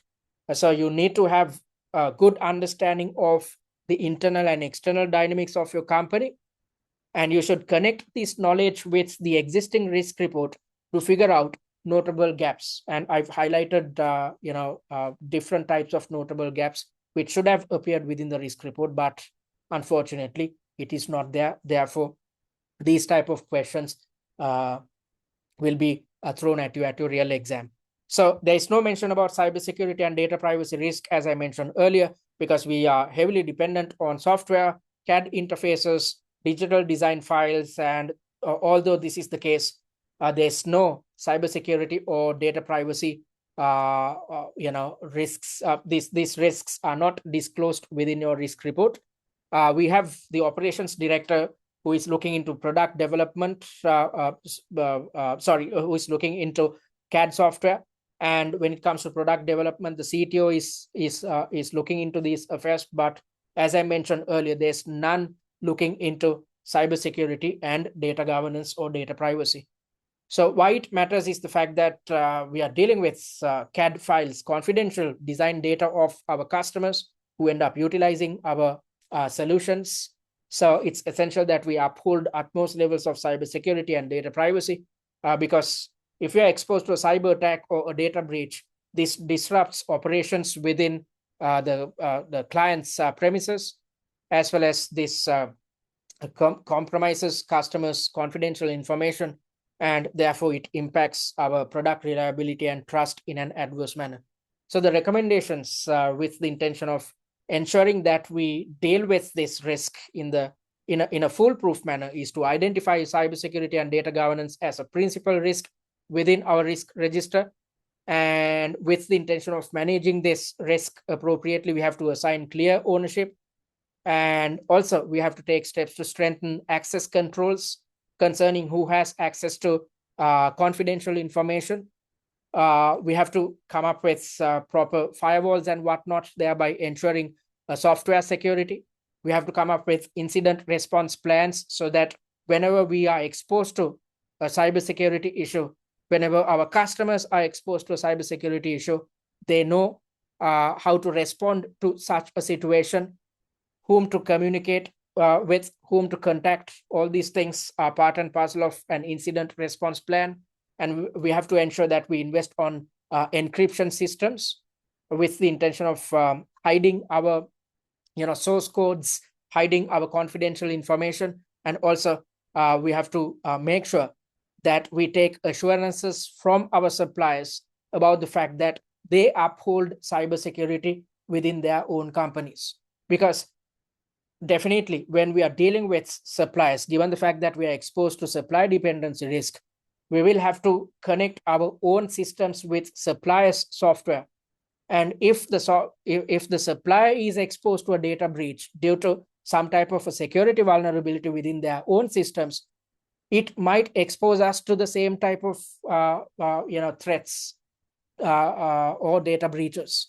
So it's essential that we ensure that we uphold cybersecurity and data privacy, not just within our company, not just within our customers' organizations, but we have to ensure that our suppliers uphold the same level of standards to insulate us against cybersecurity or data privacy risk.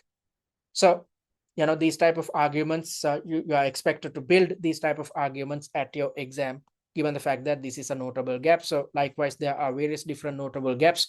I don't have time to take you through all this information because I intend to direct your attention towards the final news article to highlight how your knowledge can be tested and what type of scenarios will be thrown at you at your exam.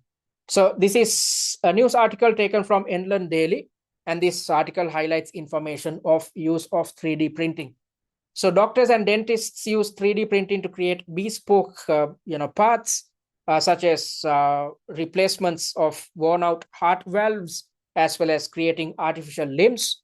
And whenever 3D printing is used in a medical setting, these 3D printed body parts should be of perfect fit, should be free from any type of defects, and should be made out of raw materials which are EHS or Inlandian Health Service they should have the EHS approval or the Inlandian Health Service approval, because we are dealing with body parts. You cannot just 3D print them utilizing any type of raw material out there. Instead, you have to ensure that all types of raw material are vetted and approved by the EHS. And what is the process involved with utilizing 3D printing in a medical setting?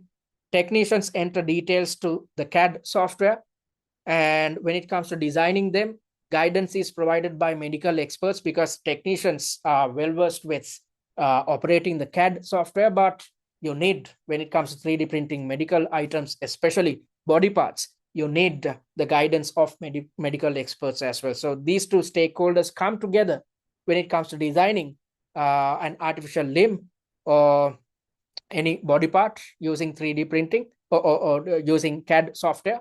And once the design is finalized, a 3D printer creates the final body part. And the benefits of using 3D printing within this industry is the fact that 3D printed body parts are accurate compared to traditional, artificial limbs and whatnot. And this leads to faster treatment, because rather than relying on a third-party supplier, a hospital, for instance, can design an artificial limb and manufacture an artificial limb within the hospital premises as well. So you can provide accurate and faster treatment to patients. Because in the good olden days, once an issue is diagnosed, you have to place an order and wait until a third party manufactures an artificial limb, and you have to wait until it is transported to your hospital premises. This is not necessary anymore, because as and when necessary, doctors can 3D print body parts and ensure that they offer instantaneous treatment to their clients or their patients. And as I mentioned earlier, the material used should be approved by the EHS as per this news article. So tied to all this information, the possible exam scenarios which can be tested is with regards to us expanding into medical 3D printing, because as I mentioned earlier, at the moment, we are only operating within 4 different industries: aerospace, automotive, consumer electronics, and jewelry. So we can expand into medical 3D printing as well. Definitely, this type of scenario will be tested at your exam. And also, when pursuing this type of an expansion, we can opt for mergers and acquisitions with a medical device manufacturer, or it could be us merging or acquiring a software developer, or us merging with or acquiring a hospital group. And when operating within this type of an industry, there could be a situation where we are exposed to some type of a product failure, because we have to make sure that the 3D printed products are to the exact requirement and quality standards. If not, the patient might die. So definitely, there will be a scenario which is tied to some type of product failure, which exposes us to reputational risks, legal risks, as well as regulatory risks. There could be a situation or a scenario where we end up 3D printing something which is made out of material which is not EHS vetted or approved. If so, we are exposed to regulatory risks. And there could be situations where the regulations change as well. If so, we have to change our disclosure requirements. And with regulations changing, we are exposed to regulatory risks. And also, when regulations change, we are supposed to be involved with or engaged with corporate political activity.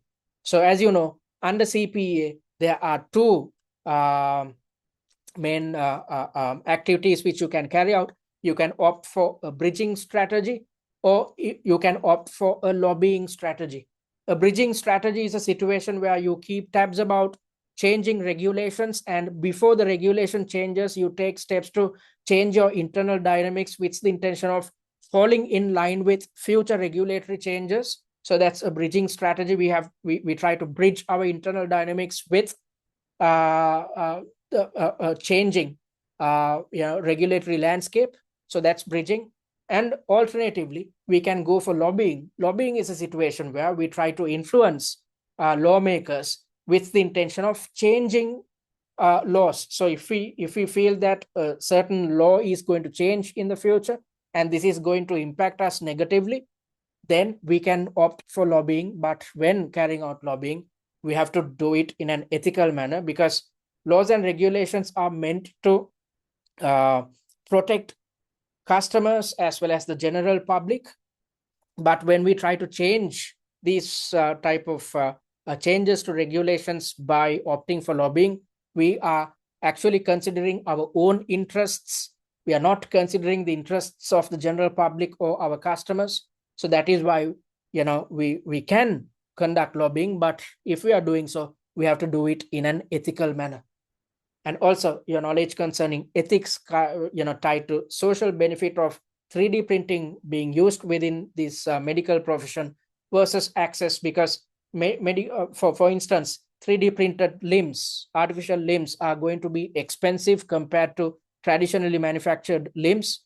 So this raises the question as to whether we are actually fulfilling the needs of this entire industry, because only those who can afford 3D printed artificial limbs will end up purchasing them. So this restricts access of our services, because 3D printing is going to be extremely beneficial within this industry, going to offer a lot of benefits to patients. But are we in a position to offer our services to all different types of patients? Because most patients will have to end up utilizing artificial limbs which are traditionally manufactured, given the fact that 3D printed artificial limbs are definitely going to be expensive. So there's an ethical angle to it, which can be tested at your exam. So tied to all this information, the syllabus areas which can be tested are in terms of scenario planning, because this is a strategic option at our disposal, because we are not operating within this industry. We are trying to move into this industry. So when you are supposed to evaluate this type of a strategic option,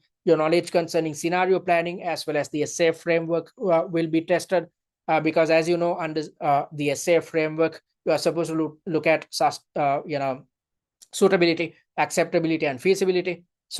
Under suitability, you are supposed to look at whether a certain strategic option is aligned with the vision, mission, and values, or as well as the current business model of our chosen company. Under acceptability, you are supposed to look at whether a certain strategic option is aligned with the main stakeholder needs of our company. And under feasibility, you are supposed to look at whether a certain strategic option is aligned with the financial as well as non-financial resources of your chosen company. So that's the essay framework. Alternatively, you can utilize the scenario planning framework with the intention of evaluating a strategic option, in which you are supposed to consider at least three scenarios: a best case scenario, a worst case scenario, and the most practical or the most probable scenario. So that's how we are supposed to evaluate this type of an expansion drive. And also, since we are supposed to deal with a new set of stakeholders when expanding into this industry, your knowledge concerning Mendelow's matrix will be tested, because you should have the capability of categorizing each type of stakeholders, considering the level of power and interest, and then take appropriate measures to manage each type of stakeholder group as per the Mendelow's matrix. And when moving into this industry, we will have to come up with bespoke 3D printing solutions. So your knowledge concerning investments or funding options will be tested, which these type of questions are intended to test your knowledge concerning debt and equity funding. And considering the add-ons to your syllabus, green financing is another option at our disposal. So this will be added on top of traditional debt and equity funding, which we have access to. We also have access to green funding. We can opt for green bonds or green securities. So both these elements can be tested at your exam. And when we are opting for this expansion, it will change our business ecosystem. So you should have the capability of dealing with these changes to the business ecosystem. Also, your knowledge concerning change management techniques will be tested. And if we opt for some type of a merger or acquisition with the intention of moving into this industry, you should know how these mergers and acquisitions are going to impact our share price as well as stakeholder relationships. And you should also know how to conduct merger or acquisition negotiations in a foolproof manner. And also your knowledge concerning competitor analysis methodologies will be tested along with various different company valuation techniques, because when you are trying to acquire a company or merge with a company, you have to value that company. So your knowledge concerning different valuation techniques will be tested, and also your knowledge concerning risk identification and mitigation, because when we are trying to move into a new industry, we are exposed to additional risks. So definitely you should have the capability of identifying these risks as per what's highlighted within the unseen, and also come up with appropriate mitigatory strategies. When doing so, you need to stick to a three-step approach as per what I highlighted at the very beginning of this session. And also when we are exposed to additional set of risks, you should know how it will impact our share price as well as stakeholder relationships. And also you should know what to do in terms of updating the risk register, because when we are moving into this new industry, if we are exposed to additional risks, we have to update the risk register. So you should know how to do this in a practical manner. And also you should have the capability to suggest internal controls with the intention of preventing our risk exposure when operating within this new market. And also your knowledge concerning internal audit responsibilities, what the internal audit should look into when operating within a new industry. All these things can be tested. And in an overall sense, your knowledge concerning conducting business in an ethical manner, as well as falling in line with corporate governance best practices, and how to deal with corporate political activity, especially if we opt for lobbying, how to do it in an ethical manner will be tested at your exam. Okay, so what I wanted to highlight is the fact that these news articles are giving us a glimpse into what type of scenarios can be thrown at you at your exam. And you should have an understanding of, based on these scenarios, what type of syllabus areas can be tested. And when developing our 7 mock exams, we have made sure to cover all these elements so that you'd gain a better understanding of what type of scenarios, and aligned to these scenarios, what type of syllabus areas can be tested at your exam. So given a time constraint, I cannot take you through the entire pre-seen document. Unfortunately, I wanted to simply direct your attention towards the most important points, and I invite you to watch the 4 pre-seen analysis videos which are available on our website under the paid content. And after watching these pre-seen analysis videos, I want you to read through this annotated pre-seen so that you'd gain a clearer understanding of the internals and externals of your chosen company. So having said that, I want to highlight how to deal with pre-seen application when it comes to developing your answers. So if you are to apply pre-seen information or consider pre-seen information when developing your answers, first things first, you need to know your key information. For instance, you should have a sound understanding of the principal risks of your chosen company. So that is where the pre-seen analysis videos as well as the annotated pre-seen comes into play, because when you have access to this annotated pre-seen, you saw how easy it is for you to gain a clear understanding of the most important points highlighted within the pre-seen. And as part of these annotations, we have conducted evaluations as well. And when you have access to all this information, you need not worry about having to analyze the pre-seen on your own. We have actually done it for you. And similarly, after this session, I'm going to share this pre-seen mind map with you. As you can see, this covers all elements contained within the pre-seen, highlighting the most important points. So there's an indication of what happens within the industry, the type of printers manufactured within this industry, the type of materials used, as well as the benefits of 3D printing, and then also information concerning the internal dynamics, the history, as well as the type of products and services offered by your chosen company, the mission, vision, and values, governance related information, what is contained within the sustainability report, as well as the risk report, as well as what's contained within the news articles, and what is contained within your financial statements. All these things are shared with you as a synopsis via this pre-seen mind map. So this, if you go through this pre-seen mind map on a continuous basis, you will know your key information by heart on the day of your exam.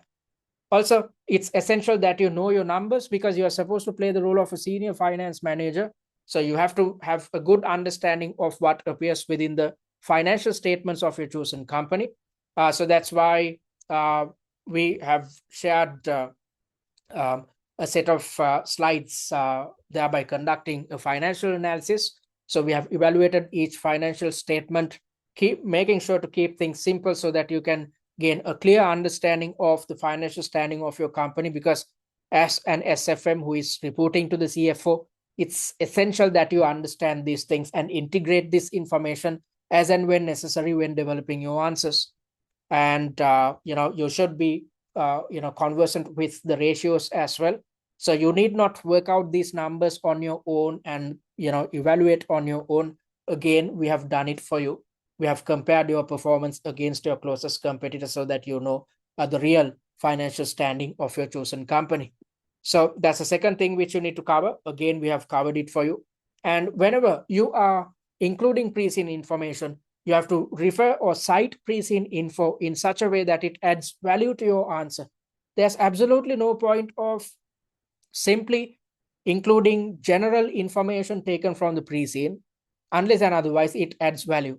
Because when marking papers, especially when marking papers of those who are coming through exemption routes, there's a tendency for students to include an introductory paragraph which consists of pre-seen info, because students think that just because they have included some general information about the company which is taken from the pre-seen, they are going to get marks.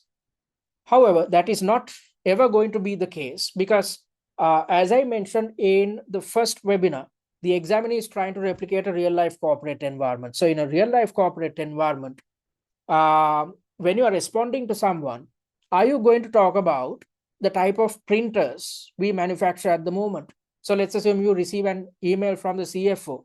So before you respond or address the requirement, you come up with an introductory paragraph in which you mention the fact that Kwirtmak has been in operation for the past 34 years, and we were listed in the stock exchange in the year 2004. And since then, we are into manufacturing 4 different printers, and we are operating in 4 different industries. So you can mention this type of information, but is it going to add value? Because the CFO who sent you the email is already aware of the fact that we have been in operation for 3 decades. We have been listed for the past 22 years. We are manufacturing 4 different types of printers, and the fact that we are operating in 4 different types of industries. So just because you include generic info, you are not going to get any marks at your exam. Instead, the examiner will actually deduct marks because you do not know how to operate in a real-life corporate setting. Because at office, when responding to an email, you are not going to talk about your history of your company unnecessarily. Instead, let's assume there's a question to do with funding options. And when dealing with funding options, you need to work out or conduct your evaluations based on a gearing ratio. So when conducting your evaluations based on a gearing ratio, you need to rework a post-investment gearing. And when you rework a post-investment gearing, you have to refer to the financial statements of your company. That's how you should deal with pre-seen application. And also, if there's a question tied to how a certain problem is going to impact our share price, you should know about the fact that our beta is 2.3, which indicates the fact that our share price is extremely volatile. That is why if you look at our share price information as per this pre-seen, let me quickly take you to this area. If you look at this share price information, if you look at this graph or share price chart rather, you can see that there are large spikes and collapses. All of a sudden, the share price increases, but within a month, it collapses. So this indicates the fact that our shares are highly volatile. Why is this the case? Our beta is 2.3. So if there is bad news, our share price is going to drop significantly. If there's good news, our share price is going to increase significantly. So that's exactly what you can see in here. When you look at the large spikes, you can see that all of a sudden within the day itself, the share price has increased in almost all occasions. Okay, so if we are exposed to some type of an issue, and if you're supposed to evaluate about how it is going to impact the share price of the company, you should mention about our beta. And also, it makes sense to mention about if there's a question tied to dividend payment. So let's assume we are planning to call off a dividend. So when we are trying to call off a dividend, you are supposed to talk about how it is going to impact relationships with our shareholders. So when talking about these type of relationships, you should talk about the already low share price, because if we end up dissatisfying our shareholders by calling off a dividend, the share price is already in the doldrums. It might dip further, and on top of that, the share price, as per our beta, is poised to react to bad news adversely. So this is not going to help us when we are operating with a beta of 2.3, which is extremely high. When we say that we are not going to pay a dividend, then it will lead to our shareholders selling the share. And at the same time, you can also talk about the revenue drop as well, because our revenues have dropped by 19%. Our profits have dropped by 29%. When this is the case, when we take steps to call off a dividend, it will further dissatisfy shareholders, because they have invested on a business in which the profits are decreasing. When this is the case, they expect some kind of a return. So the share price is dropping, the profits are dropping. On top of that, when we call off a dividend, it will dissatisfy our shareholders. So these type of arguments, you should have the capability of developing these type of arguments. And in order to do so, you need to have a sound understanding of what appears within the pre-scene, as well as what we have learned via E3, F3, and P3. So that's why I said that this in the first webinar, in last week's webinar, I mentioned the fact that this is a highly practical exam. So if you're clueless of your theories, you're not going to pass. And at the same time, if you're clueless of what appears within the pre-scene, and if you're clueless of how and when you are supposed to bring in pre-scene info, you are going to struggle. So you are going to learn these things in depth in next week's webinar, when I'm teaching you answering techniques. And when you watch the master classes, you will gain a sound understanding of how to deal with pre-scene info. So for now, what you need to understand is the fact that you are supposed to refer or cite pre-scene info with the intention of adding value to your answers. And also remember the fact that scenarios presented in the exam carry the latest information. So for instance, as per the pre-scene, we are operating in just 4 industries at the moment. But at your exam, you will receive an unseen, which highlights a totally different picture, or which paints a totally different picture. So let me quickly explain what I'm talking about. So as per the pre-scene, we are only operating within 4 different industries. But as per this unseen, or this question, which is taken from our first mock exam, we are contemplating about moving into medical 3D printing. So I said that there's a connection between what appears within your news articles and the type of questions which are thrown at you. That's exactly what you can see in here. So this question highlights the fact that we are moving into medical 3D printing, and therefore you are supposed to evaluate whether the company should divest its legacy small 3D extrusion printer line to support expansion into this high growth 3D printing segment. All right, so this is how your knowledge is tested. So you have to be prepared for anything. You have to walk into the exam with a high level of open-mindedness, given the fact that anything can be tested, anything which comes from a E3, F3, P3 syllabi, and at the same time, anything concerning any type of an opportunity the company is facing, or any type of an issue the company intends to manage, can be tested at your exam. Okay, so the pre-scene gives you a glimpse into the past of the organization and what it plans to achieve in the future. But at the exam, you are going to get information concerning the present business dynamics, which highlights some type of an issue the company is facing, or some type of an opportunity the company intends to exploit. Okay, so that's how you should deal with pre-scene application. You'd gain a better understanding when you watch the master classes and when you take steps to redevelop answer plans. I'm going to explain all these things in depth in next week's webinar when I'm teaching you answering and time management techniques. So having said that, let me quickly tell you what we offer at TCS. So I'm on the SCS page. If you are yet to create a free user account, click on this button and create one. And then you'd gain access to the student dashboard. Via the student dashboard, you'd gain access to the recorded versions of the weekly webinars and workshops, mock exam 1, its suggested answer and the answer plan. And you also have the opportunity of attempting mock exam 1 under exam conditions via our exam platform, which is the exact replica of the Pearson VUE system. So you have the opportunity of attempting mock exam 1 with the objective of practicing your answering, time management, and stress management techniques. So don't attempt the first mock exam as yet. Wait until we are done with the third webinar, because you have to first learn answering and time management techniques before you start your mock attempts. And if you are yet to join our WhatsApp group, click on this button and join it. Via this group, I'm always there to provide you with instantaneous support. And I'm going to share hordes of free resources. And I'm going to keep you informed of the weekly webinar and workshop commencement dates and times. And talking about what we offer two main packages, the essential course and the premium course.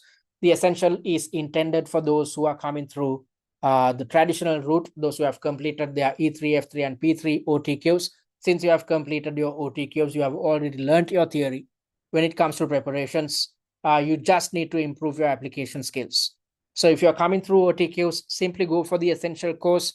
Most importantly, it comes with 7 mock exams, which cover 63 different questions. If you look at the syllabus is divided into 60 plus syllabus areas, and all these syllabus areas are contained within our 7 mock exams. So before you walk into the exam, you have to make sure that you are conversant with how each of these 60 plus syllabus elements can be tested. Because if you missed out on certain elements, then you are trying your luck at your exam. Instead, when conducting prep, your objective should be to be conversant with each of these 60 odd syllabus areas, which are contained within our 7 mock exams. And looking at the premium course, this is intended for those who are coming through the exemption routes and those who have failed the exam previously. Both these sets of students have the same problem. There are gaps in theory knowledge and issues with application. So as I mentioned earlier, if you have any type of knowledge gap, you are going to struggle at this exam. And at the same time, this is a highly practical exam. Just because you have learned your theory, if you do not know how to deal with application, you are going to struggle.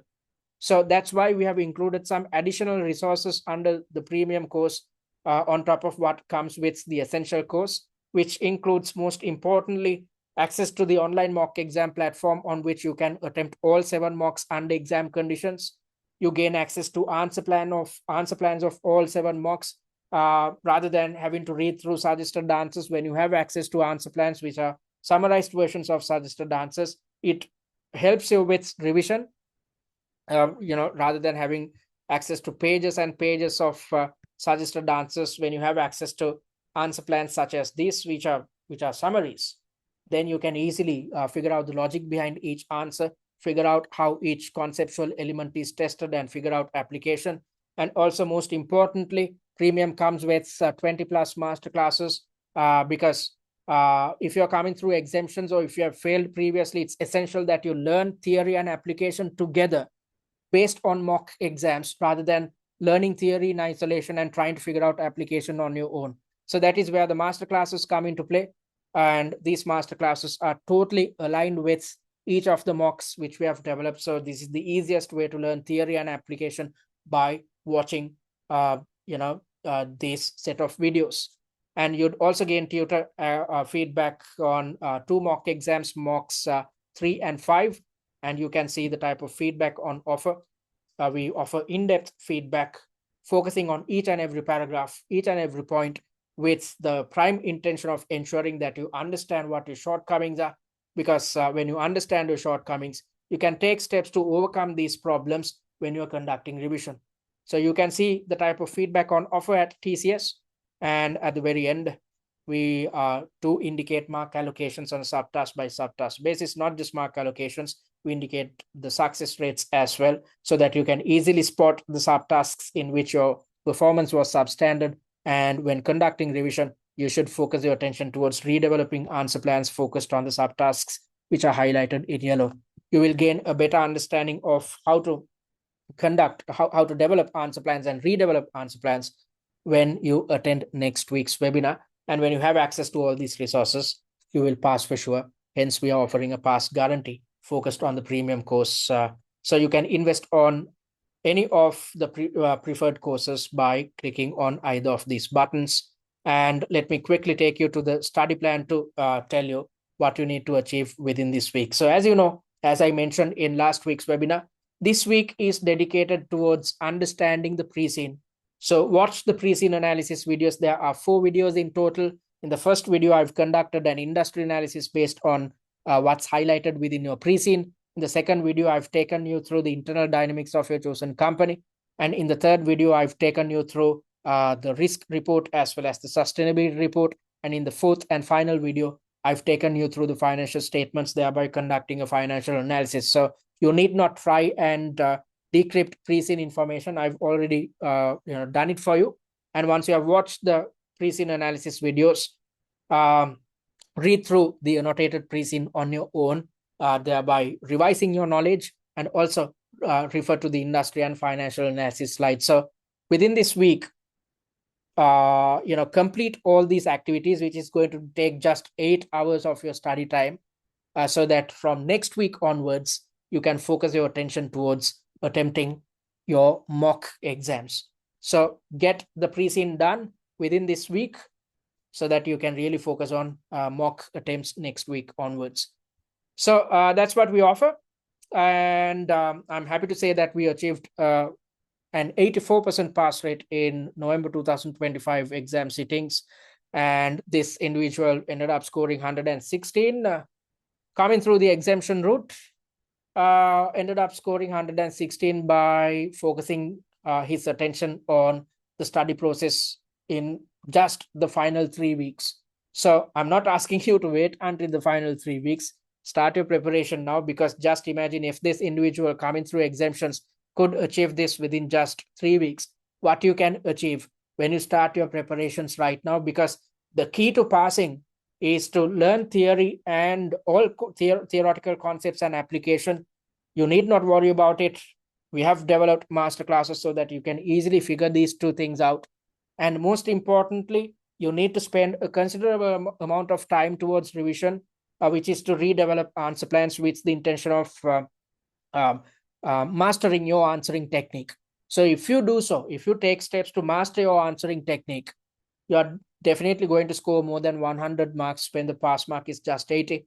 So that's why it's essential that you start right now, so that you have enough time to spend on revision, rather than trying to expedite the process towards the very end of the preparation. So start right now so that you can conduct prep in a relaxed atmosphere, covering the entire syllabus, significantly improving your skill set. Because if you improve your skill set, you are going to score more than 100 easily.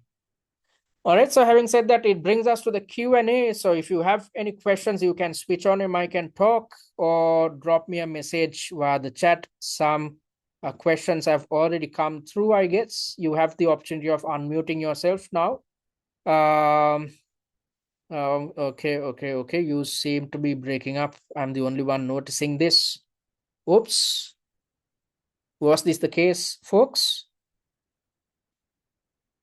So Dipesh, Divesh is asking a question where to get the blog post. So I've already shared the link to the blog post, and you can, access the blog post via our website itself by clicking on the blog button. Click on this area so that you can gain access to the blog post, which is based on Kwirtmak. I've highlighted the internals and externals of your chosen company. Where can I find the mind maps? Will I get it on mail? Devyesh, I will be sharing the mind map via the WhatsApp group after this session. And at the same time, you can actually download it via our student dashboard. It's already up with the content. So, even under the free course, you have access to this pre-seen mind map. So you can download it from there, or simply wait until we are done so that I can share it via WhatsApp. Andrew is asking a question. Will the examiner only question from this pre-seen? Yeah, definitely. So as I mentioned last week, I think you missed it. So I'm going to share the recorded version after this session so that you can watch it. So the examiner wants to test whether you can utilize the knowledge you have gained via E3, F3, and P3 in a practical manner. That is why your knowledge is tested via a case study as opposed to giving you an assignment or a presentation which you'd see in an academic setting or an academic qualification. So things are quite different in CIMA because this is a professional qualification in which your knowledge is tested in an extremely practical manner. So that is why the examiner creates a pre-seen or a case study which is based on a fictitious company which operates in a fictitious industry. So your knowledge is tested in a practical manner based on this time's company, which is Kwirtmak. So everything to do with this pre-seen. And when it comes to the type of questions which are thrown at you, as well as the type of unseens or the scenarios which are thrown at you, will be totally based on this pre-seen. So when developing answers, as I mentioned earlier, you have to deal with pre-seen applications. So the best way to do it is to make sure that you gain a clear understanding of what appears within the pre-seen, and at the same time, you gain an understanding of how to bring in pre-seen info with the intention of adding value to your answers. So there's absolutely no point of thinking about previous pre-seens or past exam variants, because the past exam variants are based on what appeared within a previous pre-seen. So for instance, I mentioned the fact that I'm talking in addition to what Andrew has mentioned. So if you look at the current pre-seen, I said that based on the news articles, we can predict what type of scenarios will be thrown at you. So there's nothing to do with medical 3D printing if you look at the news articles of previous pre-seens. Okay, so that's why you need to, when conducting your prep, you need to rely on pre-seen specific mock exams rather than relying on past exam variants, because these past exam variants are based on a totally different pre-seen, which carry a totally different sustainability report, a totally different risk report, as well as the news articles are going to be totally irrelevant to your current industry. I hope I addressed your concern, Andrew. And Joyce is asking a question: where will be the recorded session be posted so we can have access to it? So you can access it via our student dashboard, or simply if you visit our website, you'd access it here as well towards the very end of the website, or else you can access it via the student dashboard, because each of the recorded versions will be available under the videos tab. And also I will be sharing the link of the recorded version via WhatsApp. All right, anything else, folks? Any questions? Did you gain a clear understanding of the company and the industry? Any questions?